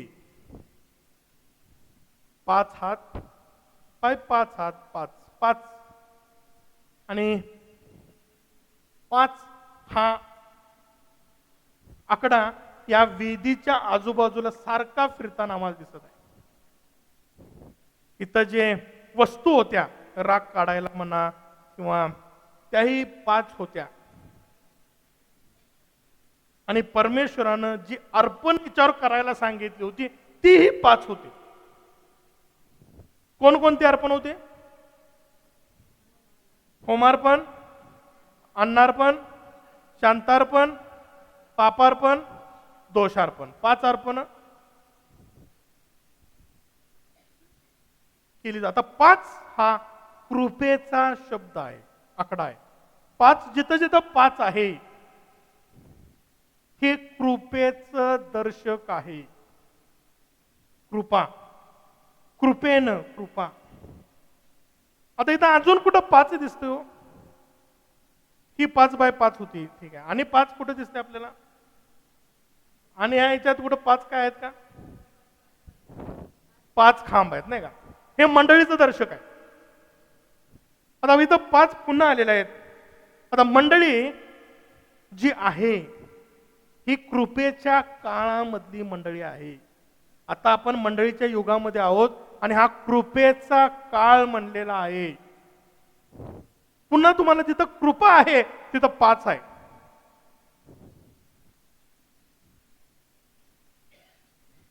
जे हिब्रू शिकतात त्यांना बऱ्यापैकी हे अंक जे पवित्र शास्त्रातले अंक आहेत ते माहीत आहेत आणि हिब्रू भाषेमध्ये हे फार महत्वाचे आहेत. जेव्हा मी हिब्रू शिकतो आणि मला आनंद आहे आपल्यामध्ये बरेच लोक हिब्रू शिकत आहेत आणि नक्कीच येणाऱ्या दिवसामध्ये आम्ही पुन्हा हिब्रू क्लासेस जरा रिफ्रेशमेंट करण्यासाठी जरा आपण शिकणार आहोत. आणि म्हणून कृपा हे 5 दर्शवणारे आहे. आणि आम्हाला पाहायला मिळतं की दाविदानं किती गोटे घेतले? 5. 6 घेता येत होते का नव्हते? 4 घेता येत, एकानंच मारलं ना. मग 5 का? बघा त्याला मारण्यात हे 5 गोटे हे देवाची काय होती? कृपा होती. आणि म्हणून 5 हे आम्हाला पाहायला मिळतं. मोशेने किती पुस्तकं लिहिली? 5. नोहाचा तारू किती महिने पाण्यावर चालला होता? 5 महिने तो तारू. आणि हे कृपेनं हे कुटुंब काय झालं? वाचलं. बघा जिथं 5 आहे तिथं देवाची काय आहे? कृपा आहे. 5 पदरी सेवा इफिस्करास पत्रामध्ये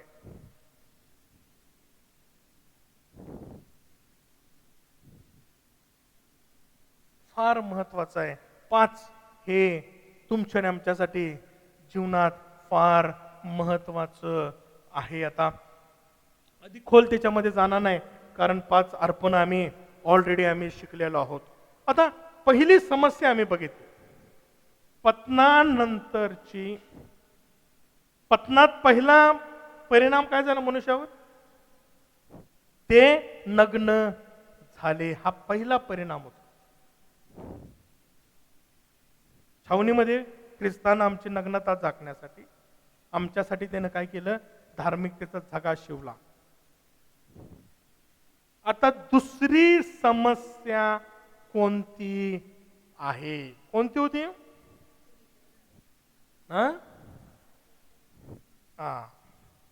आता बघा आणखी एक समस्या आहे मानवाची आणि ती मोठी समस्या आहे. आता ख्रिस्तानं आमच्यासाठी धार्मिकतेचा जगा शिवला. हे सुंदर गोष्ट आहे, चांगली गोष्ट आहे. पण परमेश्वराला आमच्यासाठी आणखी एक गोष्ट करणं फार गरजेचं आहे. आता आम्ही फक्त नग्नच नाही तर आमची आणखी एक समस्या आहे, आम्ही पापी आहोत. ही आमची सगळ्यात मोठी समस्या आहे.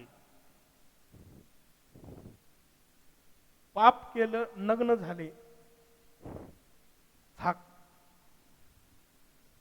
पण आम्ही कोण आहोत? पापी आहोत. ही आमची पहिली समस्या आहे. आणि पापाचं वेतन मरण आहे. आता एकच पर्याय आहे की जर मला मरायचं नाही तर माझ्यासाठी दुसऱ्याला कुणाला तरी मेलं पाहिजे. लक्षात ठेवा, पापाचं वेतन मरण आहे. जर मी पाप केलं तर मरण मला मरायचंच आहे. आता परमेश्वरानं काय केलेलं आहे? रदबदलीचा सिद्धांत ठेवलेला आहे. जर मला मरायचं नाही, परमेश्वर त्याचं कॅरेक्टर कधीच बदललेले नाही. तो म्हणतो पापाचं वेतन मरण, तुझ्या पापाबद्दल मेलं पाहिजे, मग तू तर मर, नाही तर तुझ्या बदली रद बदली म्हणून दुसरं कोणतरी मेलं पाहिजे. हा रद बदलीचा सिद्धांत आहे. जर मला मारायचं नसेल तर माझ्या बदली दुसऱ्याला मरावे लागेल. परमेश्वराची इच्छा फक्त आमच्यासाठी जगा शिवणेच नाही, तर आम्ही केलेल्या पापांची, अपराधांची क्षमा व्हावी म्हणून त्याच्यासाठी खंडणी भरून मिळवलेली मुक्तीही देणं गरजेचं आहे. समजतंय का मी काय म्हणतो? आता परमेश्वरानं फक्त झगा शिवून उपयोग नाहीये. शिवलं चांगली गोष्ट आहे, पण त्याचा जो दुसरा परिणाम आहे, पापाचं वेतन मरण आहे. तर मला पण नाहीये तर कोणतरी येऊन माझ्या बदली ही खंडणी भरली पाहिजे ना.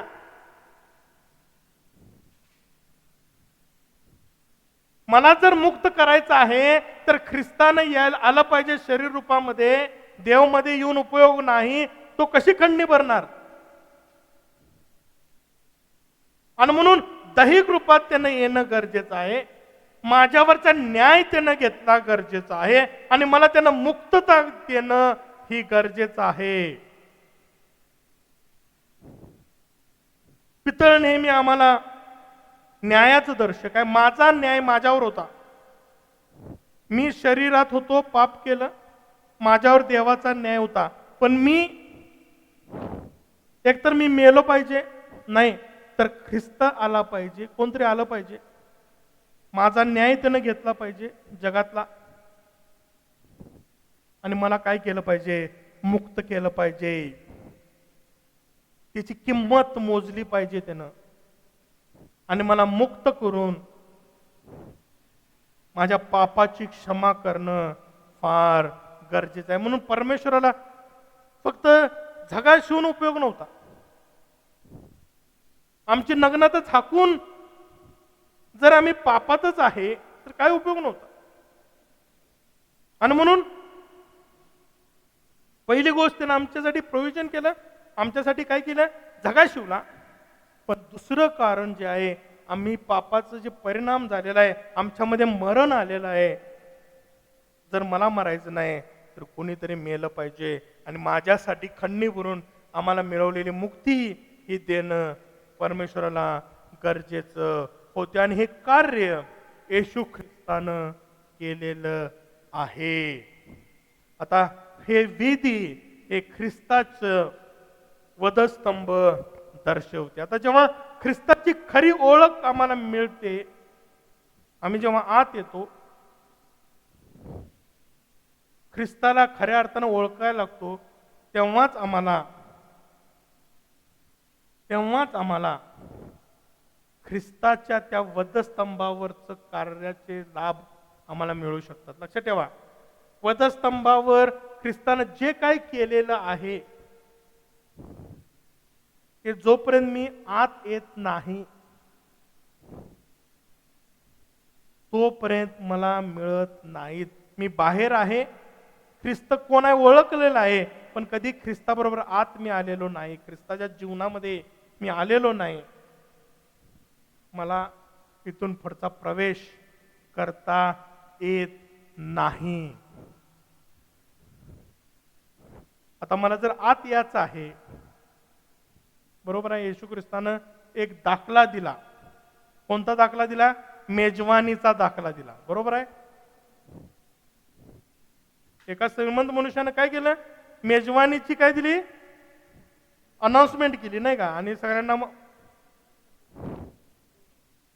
कोण काय काय कारण सांगितले, नाही का? आम्हाला येता येत नाही, आज बैल घेतलाय आम्ही, आज हे घेतलंय, ते घेतलंय. मग त्या मालकाने काय सांगितलं? जावा आणि वेशीवर असलेल्या सगळ्यांना बोलवा, त्यांनाही आमंत्रण द्या. मग सगळी झुंबड आली, नाही का? त्यात पण किती दोन गट होते. काय काय होते सांगा जरा.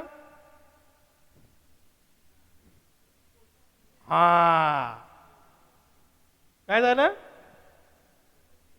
आता जे ठीक आहे बोलवले आम्हाला, या या या म्हणून, नाही का? आमची लायकी नव्हती, आम्हाला आमंत्रण नव्हतं, पण बोलवलं. बोलवलेले कोण होते? हे यहुदी लोक होते, त्यांचे लोक होते, देवाचे लोक होते. ते आले नाहीत, ख्रिस्ताला नाकारलं त्याने. प्रत्येकानं कारण सांगितलं. मग शुभवर्तमान कोणाकडे आलं? आम्ही वेशीवर होतो, देवविरहित, राष्ट्राच्या बाहेरचे, हे सुनता झालेले लोक आम्हाला बेसुनती म्हणत होते. एफिसकरास पत्र 2-3 अध्याय घरी जाऊन वाचा. आमची खरी परिस्थिती तिथं काय होती माहित आहे? सांगितलेलं आहे की आमची परिस्थिती होती, आमच्याकडे आमंत्रण, आता तुम्ही पण या. आता अजाळ गजाळ कपडे घालून, फटके तुटके कपडे घालून, हा देवानं बोलवलंय, हॅलोच चालणार आहे का? जरी तुम्हाला तुमची पात्रता नव्हती, तुमची लायकी नव्हती, तुमची नव्हतं काय, आमची कृपा म्हणजे काय? लायकी नसताना आमच्यावर केलेले उपकार. बोलवलं. आता आम्ही कसा येतो? कसा येतो? कसं पण येतो, नाही का? काय कृपेचं काय पाळक साहेब, कसंही आलं तर चालतंय, काही केलं तर चालतंय. पाऊल म्हणतो नाही, मेजवानीला बोलवलंय तुम्हाला, तुमची लायकी नसताना, पात्रता नसताना, पण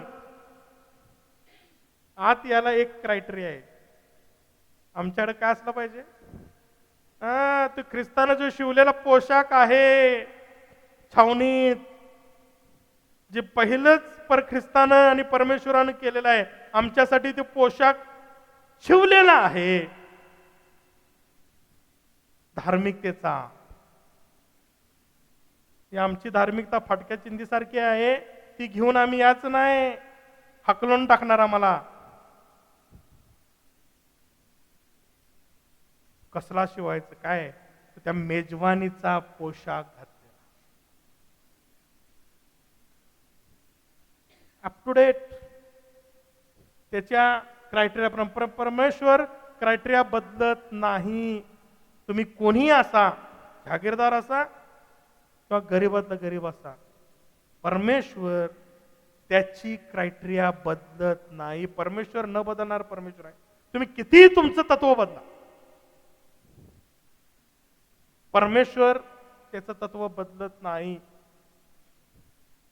मग काय करायचंय? आम्हालाच बदललं, आम्हालाच समजलं पाहिजे की परमेश्वराला कशाची गरज आहे.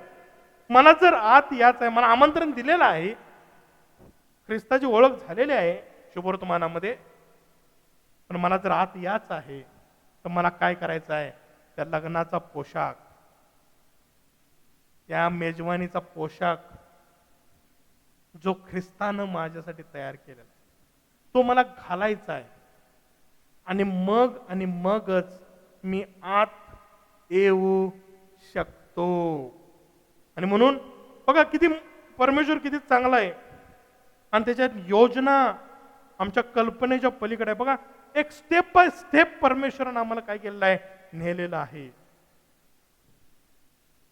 आमची लायकी नव्हती, पात्रता नव्हती, तरी पण त्यानं आम्हाला बोलवलं, पण आमच्यासाठी काय त्यानं केलेलं आहे, झगा. आता तो झगाही न घालता जर आम्ही आलो, आम्हाला काय होणार आहे? हकलणार आहे. आणि नुसतं हकलणार नाही तर त्यांना ते बंदिवासात टाकलं, हातपाय बांधून बोलवलं. तुमच्यावर कृपा केली होती मी, तरी तुम्ही त्या कृपेला जागून तुम्ही न सुधारता तसंच आला. देवाचं वचन सांगतंय, पाऊल म्हणतो कृपा वाढावी म्हणून आम्ही पापात राहावं का? तो म्हणतो कधीच नाही. एकदा का मी तो धार्मिकतेचा झगा घातला, मी ख्रिस्तासारखा चालणारा, बोलणारा, वागणारा मी होणं हे अपेक्षित आहे. माझी धार्मिकता शास्त्रीय पुरुषासारखी नसावी, तर आमची धार्मिकता ही ख्रिस्तासारखी असावी. आता झग्यामध्ये दोन प्रकारचे झगे होते. एक शास्त्रीय पुरुषही सुद्धा घालत होते झगे, पण येशू ख्रिस्त म्हणतो त्यांचा झगा कसा आहे? चुना लावलेल्या थडग्याप्रमाणे आहे. त्यांची धार्मिकता कशी आहे? चुना लावलेल्या थडग्याप्रमाणे आहे. बाहेरून पांढरं शुभ्र चकचकीत आहे, पण आत काय आहे? आत घाण आहे. आणि म्हणून नुसतं ख्रिस्त कोण आहे मला बाहेरून बाहेरून ओळखून उपयोग नाही. मला ख्रिस्ताला आतून ओळखायचं आहे, आतून. आणि जेव्हा मी आत येतो, ख्रिस्ताला आतून ओळखतो, तेव्हा आम्हाला समजतं की ख्रिस्ताची धार्मिकता ही अंतःकरणातून होते. आणि म्हणून येशू परमेश्वर म्हणतो, जेव्हा दाविदाची निवड केली, परमेश्वर म्हणतो माझं पाहणं मनुष्यासारखं पाहणं नाही वरवरचं, तर मी अंतःकरण पारखणारा परमेश्वर आहे. कारण आमची धार्मिकता ही अंतःकरणातून जेव्हा असते, तेव्हाच आमच्यावर ख्रिस्ताचा तो शिवलेला जो धार्मिकतेचा झगा आहे तो आमच्यावर येतो. आणि म्हणून देवाची इच्छा आहे आणि परमेश्वराची इच्छा आहे की आम्ही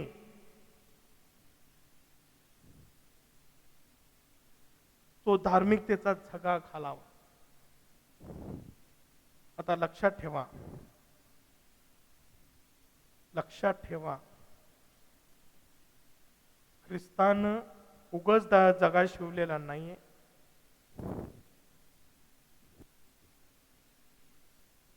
तर परमेश्वराची इच्छा आहे की तो आम्ही झगा परिधान करावा.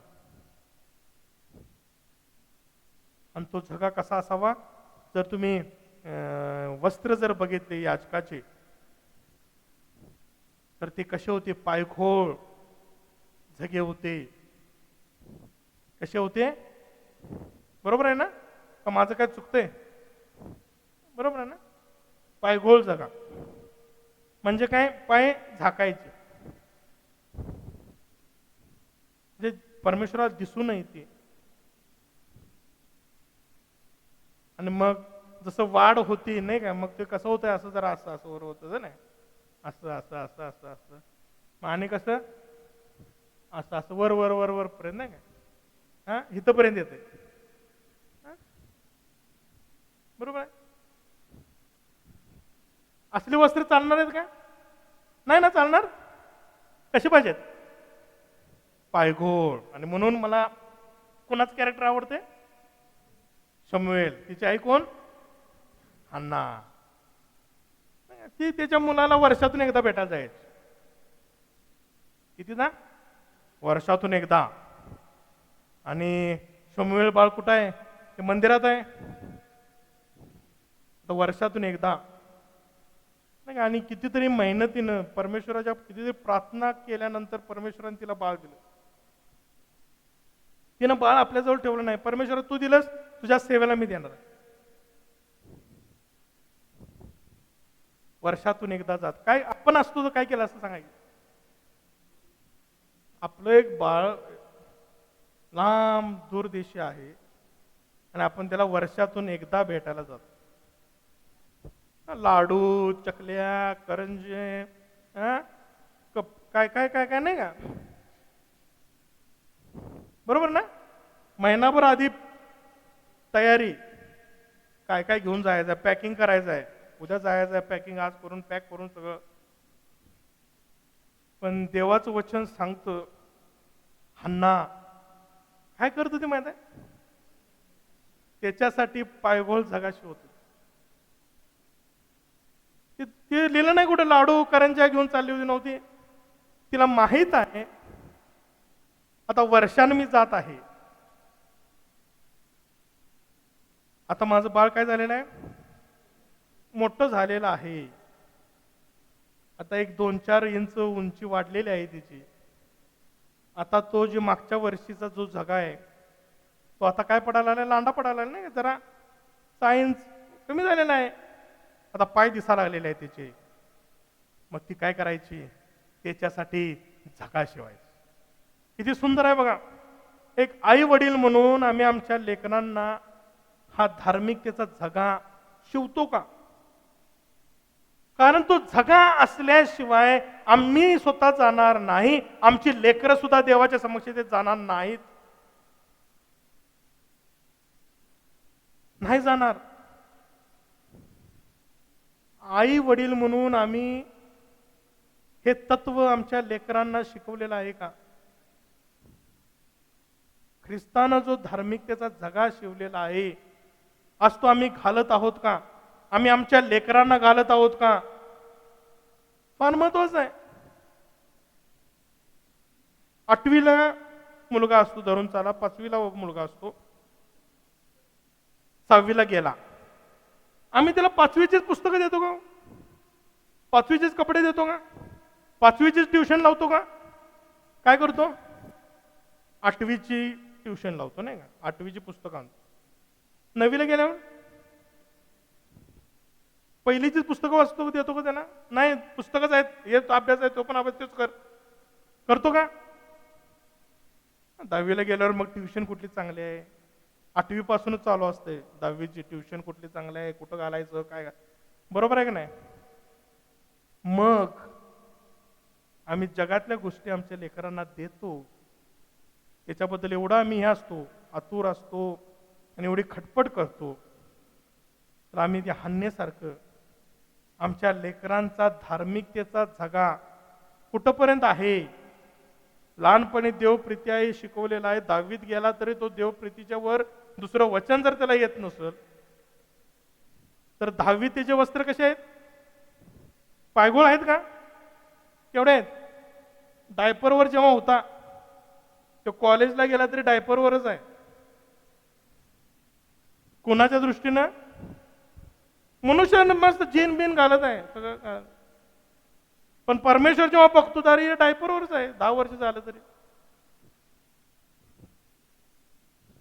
लग्न झालं तरी डायपरवरच का? कुणाची चूक आहे? आई बापाची चूक आहे. आम्ही त्याला सगळं दिलं, जगातल्या गोष्टी सगळ्या पुरवल्या, पण आम्ही त्यांना आत्मिक गोष्टी, देवाचं वचन सांगतंय आपल्या लेकरांना ज्या वयात ते आहेत त्या वयात देवाच्या वचनाचं काय करा? शिक्षण द्या. कोणी द्यायचं आहे? कोणी द्यायचं आहे? देता का? अडात नाही तर कुठून? लक्षात ठेवा, देवाचं वचन क्लिअर सांगतं आपलं संतती हे देवाने दिलेलं धन आहे आणि येशू ख्रिस्तानं दाखला दिलेला आहे. जे धन दिलेलं आहे, मग एकाला 5,000, एकाला 3,000, एकाला 1,000, 3 पोरं, 2 पोरं, 1 पोरं, तो येणार आहे आणि तुमच्याकडनं हिशोब घेणार आहे. 5चं 10 केलंय का? 5मध्ये मायनस केलंय? ज्याला 3 दिले त्याचं 7 का? 6 म्हणजे 6 पोरं नाहीत. आध्यात्मिक वाढ झाल्या का त्यांची? का त्याला तसंच पुरून ठेवलंय? काय नाही, जसं दिलं होतं कोरी पाटी तशीच कोरी पाटी, लग्न झालं कबरेपर्यंत गेला तर कोरी पाटी होती. परमेश्वर म्हणणार तुला मी दिलं होतं ते कोणाच्या अनाथ आश्रमाला दिला असतास, कुठल्या तरी सेवकाच्या नेऊन दिला असता, त्या सेवकाने त्याला वाढवलं असतं. आणि ही दशा आहे आज समाजाची आमची. सगळं जग कमवलं आम्ही, सगळं जगातील सगळ्या सुखसुविधा केल्या, पण आम्ही आमच्या लेकरांचा जर नाश केला तर आम्ही तिथपर्यंत कधीच पोहोचणार नाही, हे लक्षात ठेवा. आणि म्हणून पहिली क्रायटेरिया परमेश्वरने दिला, तो झगा आमचा कसा आहे तो बघणार आहे. झग्यावरच आमचा आतला प्रवास होणार आहे, हे लक्षात ठेवा. आणि म्हणून आमचा झगा आहे का? दुसरी गोष्ट, माझा कुटुंबाचा झगा आहे का? तिसरी गोष्ट, आम्ही आमच्या लेकरांना झगा शिवलेला आहे.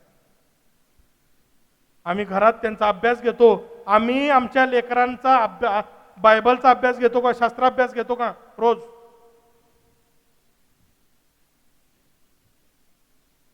घेतो का? गांभीर्याने विचार करा. कारण प्रियांनो, हा जो अभ्यास आम्ही केलेला शिकत आहोत हा फार महत्वाचा अभ्यास आहे. ह्याच्यातली एक जरी स्टेप तुम्ही मिस केली, तुमचा प्रवास पुढचा कधीच पूर्ण होणार नाही. आणि म्हणून इथून जर मला पुढे जायचं आहे, लक्षात ठेवा, या द्वारातून मला आत जायचं आहे. आणि आत खरं गौरव आहे, आत खरे आशीर्वाद आहेत. पण मला जर आत जायचं आहे तर माझ्याकडे तो झगा असणं गरजेचं आहे. आणि म्हणून पहिले पेत्रामध्ये आम्हाला त्याने याजक बनवलेला आहे. आणि याजकाकडे काय आहेत तर ते पायघोळ झगे आहेत. प्रियानो, पायघोळ झगे हे याजकाचं दर्शक आहे. आणि म्हणून आम्ही याजक आहोत तरच इथून पुढे कोण आहे? याजकांनीच जायचं आहे. पुढचा प्रवास फक्त याजकांचाच आहे. याजक कोण आहेत? जे देवाची सेवा करतात. आणि या नव्या करारात आम्हाला पेत्र सांगतो की तुम्ही आम्ही 2 प्रकारचे याजक आहेत. कोणकोणते? राजकीय याजकगण आणि पवित्र याजकगण. आम्हाला 2 सेवा दिलेल्या आहेत. एक, माझे वैयक्तिक देवाबरोबरचे नातेसंबंध मला सुधारायचे आहेत. माझा स्वतःचा मी यज्ञ करायचा आहे. माझं स्वतःसाठी मी सगळ्या परमेश्वराची योजना नीट करायच्या आहेत. देवाबरोबर माझे संबंध नीट जोडायचे आहेत. आणि याजकाचं दुसरं काम आहे, तो राजकीय याजकगण आहे, त्यानं इतरांसाठी सेवा करायची. जे अंधकार आहेत त्यांना प्रकाशात आणण्याचं काम. बघा, दुहेरी काम परमेश्वरानं तुम्हाला आम्हाला दिलेलं आहे. प्रियानो, कधी आम्ही एक गांभीर्यानं घेतलं आहे? आणि म्हणून आम्ही कुठेतरी थांबूया, कुठेतरी आम्ही विचार करूया, खरंच माझ्याकडे तो झगा आहे का, जो ख्रिस्तानं ऑलरेडी माझ्यासाठी शिवलेला आहे. पण तो जोपर्यंत मी घालत नाही तोपर्यंत मला हिथून तर एंट्री नाहीये. आणि म्हणून परमेश्वर म्हणतो की मोशेला, की इथं काय कर, दार तयार कर, मार्ग तयार कर. या मार्गाशिवाय माझ्या समक्ष कोणी येऊ शकत नाही. आणि येशू ख्रिस्त म्हणतो, मार्ग मी आहे. माझ्याकडं आल्याशिवाय, मला ओळखल्याशिवाय, मी दिलेला जो झगा आहे तो घातल्याशिवाय कोणीही देवाकडे जाऊ शकत नाही. आता फक्त हाच बघून उपयोग नाही, तर आम्हाला तोही दार पूर्ण पार करायचा आहे आणि तिसरंही दार पूर्ण करायचं.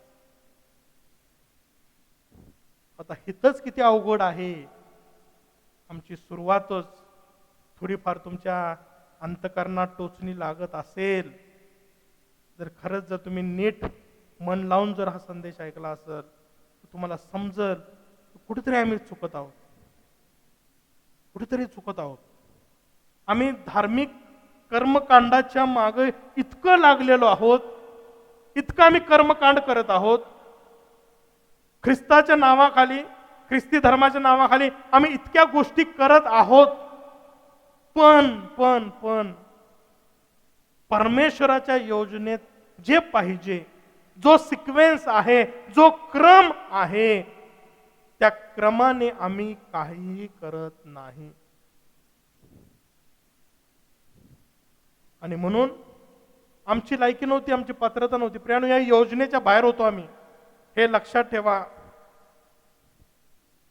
आम्ही या योजनेच्या बाहेर होतो, पण कृपा आली.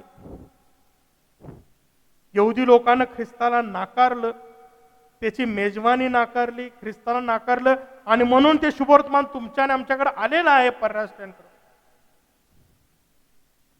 म्हणून आम्ही कसंही येऊन चालणार नाही. अनेक ख्रिस्ती लोकांना असं वाटतं की हे सगळं, हे जे परमेश्वराचं जे आहे की नाही, ते सगळं यहुदी लोकांसाठी आहे, आपल्यासाठी नाही. आपण कसंही कुठेही काय आलं नाही. परमेश्वरची योजना तेव्हाही तेच होती, आज तुमच्याकडूनही परमेश्वर तीच अपेक्षा करत आहे. फक्त ते दैहिक होते. तुम्ही आणि आम्ही कोण आहोत? आत्मिक आहोत. आणि म्हणून ते दैहिक गोष्टी जे करत होते ते आम्ही आत्म्यामध्ये करणं हे फार गरजेचं आहे. आणि म्हणून ते धार्मिकतेचा जागा घालत होते. आम्हाला धार्मिकतेचा जागा घालणं गरजेचं आहे.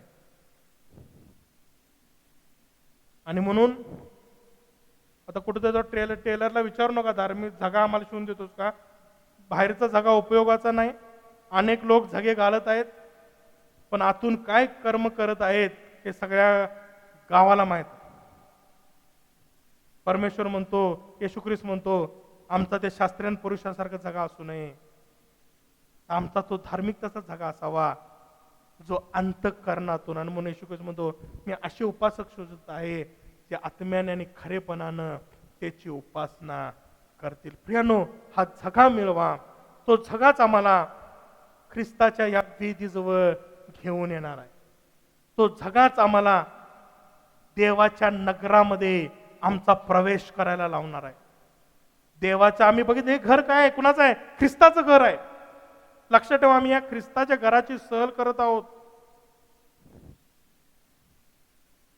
ख्रिस्ताच्या घरामध्ये जर मला यायचं आहे आणि मेजवानी जी सहभागितेचं दर्शक आहे ती जर मला मिळायची आहे, तर मला माझी वस्त्र हे प्रॉपर परमेश्वराच्या क्रायटेरियाप्रमाणे त्याच्या नियमाने अटी पूर्ण करून तरच मी त्याच्या घरामध्ये प्रवेश करू शकतो. आज आम्ही द्वार बघितलं, भरपूर आहे त्याच्यामध्ये शिकण्यासारखं, पण आज आम्ही जास्त शिकलो नाही. जे आम्हाला महत्वाचं आहे आतल्या पायऱ्यांसाठी ते आम्ही बघत आहोत. प्रत्येक गोष्ट परमेश्वरानं इतकी परफेक्ट सांगितली होती मोशेला, आणि ती जर तुम्ही बघितली, वाचणार तुम्ही, तुमच्या समोर हा पूर्ण रिप्लिका आहे. तुम्ही घरी जाऊन वाचा. निर्गमाच्या पुस्तकामध्ये कशा प्रकारे सांगितलं होतं.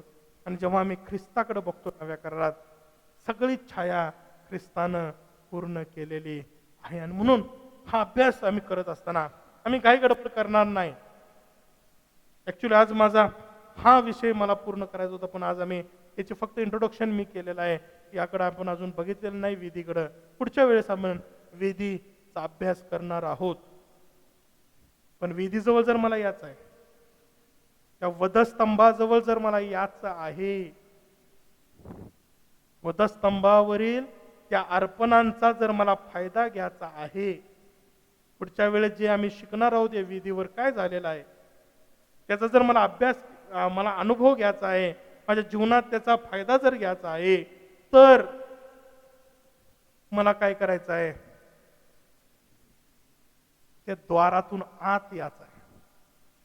आणि आत येताना एकच क्रायटेरिया आहे, ख्रिस्ताने शिवलेला जो धार्मिकतेचा जागा आहे तो माझ्याकडे असणं, तरच आणि तरच मी इथून पुढचा प्रवास करू शकतो. प्रियानो, फार महत्वाचा अभ्यास आहे, फार महत्वाची वेळ आहे. प्रियानो, आपण आपले डोळे बंद करूया.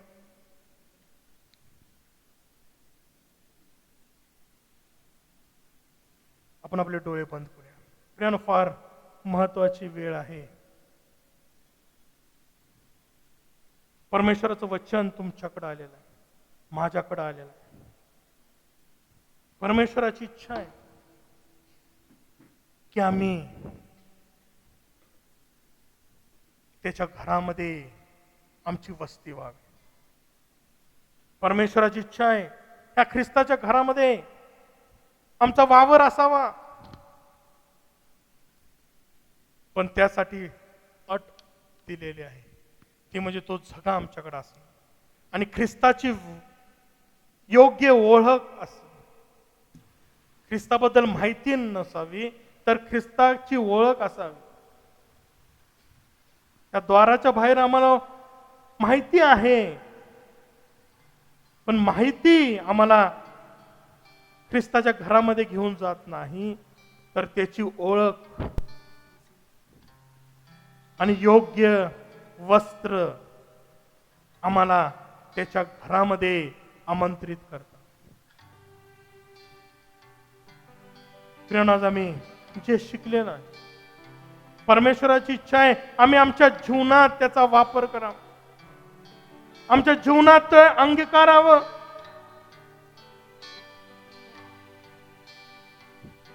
आणि आमच्या जीवनामध्ये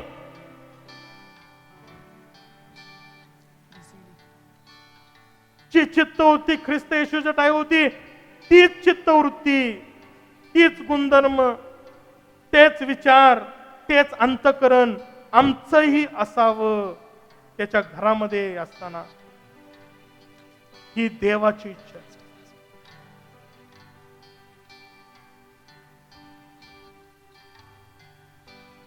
प्रभू आज या मंडळीला प्रभू तुझ्या हातामध्ये दे. प्रभू तू किती चांगला आहेस. तुझी इच्छा प्रभू, तू तुझ्या या मंडपातून, तुझ्या या भविष्य वचनांतून तू आम्हाला दिलेले आहेस, दाखवलेले आहेस. आणि तुझी इच्छा आहे प्रभू, आम्ही तुझ्या इच्छेनं मार्गक्रमण करा, तुझ्या इच्छेनं प्रभू आम्ही आमचा प्रवास करावा. आणि तू टाकलेल्या पाऊलांवर प्रभू आम्ही पाऊल टाकत तुझ्या माग आम्ही यावं, चालावं. यासाठी प्रभू तू आम्हाला सहाय्य कर. आमच्यावर कृपा केलेली आहेस प्रभू. या कृपेच्या काळामध्ये राहत असताना प्रभू, ती कृपा असताना प्रभू आम्ही या पापात अडकू नये, आम्ही पाप करत राहू नये. तर आमचे सर्व पाप, सहज गुंतवणारे पाप आम्ही टाकावेत. आणि तू जे दिलेलं प्रभू, जो जगाय ते घेऊन प्रभू तू आखून दिलेल्या धावेवर आम्ही धावावं. यासाठी प्रभू तू आम्हाला सहाय्य कर, आमच्यावर कृपा कर आणि होऊ दे प्रभू आमची जीवन तुला आनंद देणारे, तुझ्या अपेक्षा पूर्ण करणारे आणि प्रभू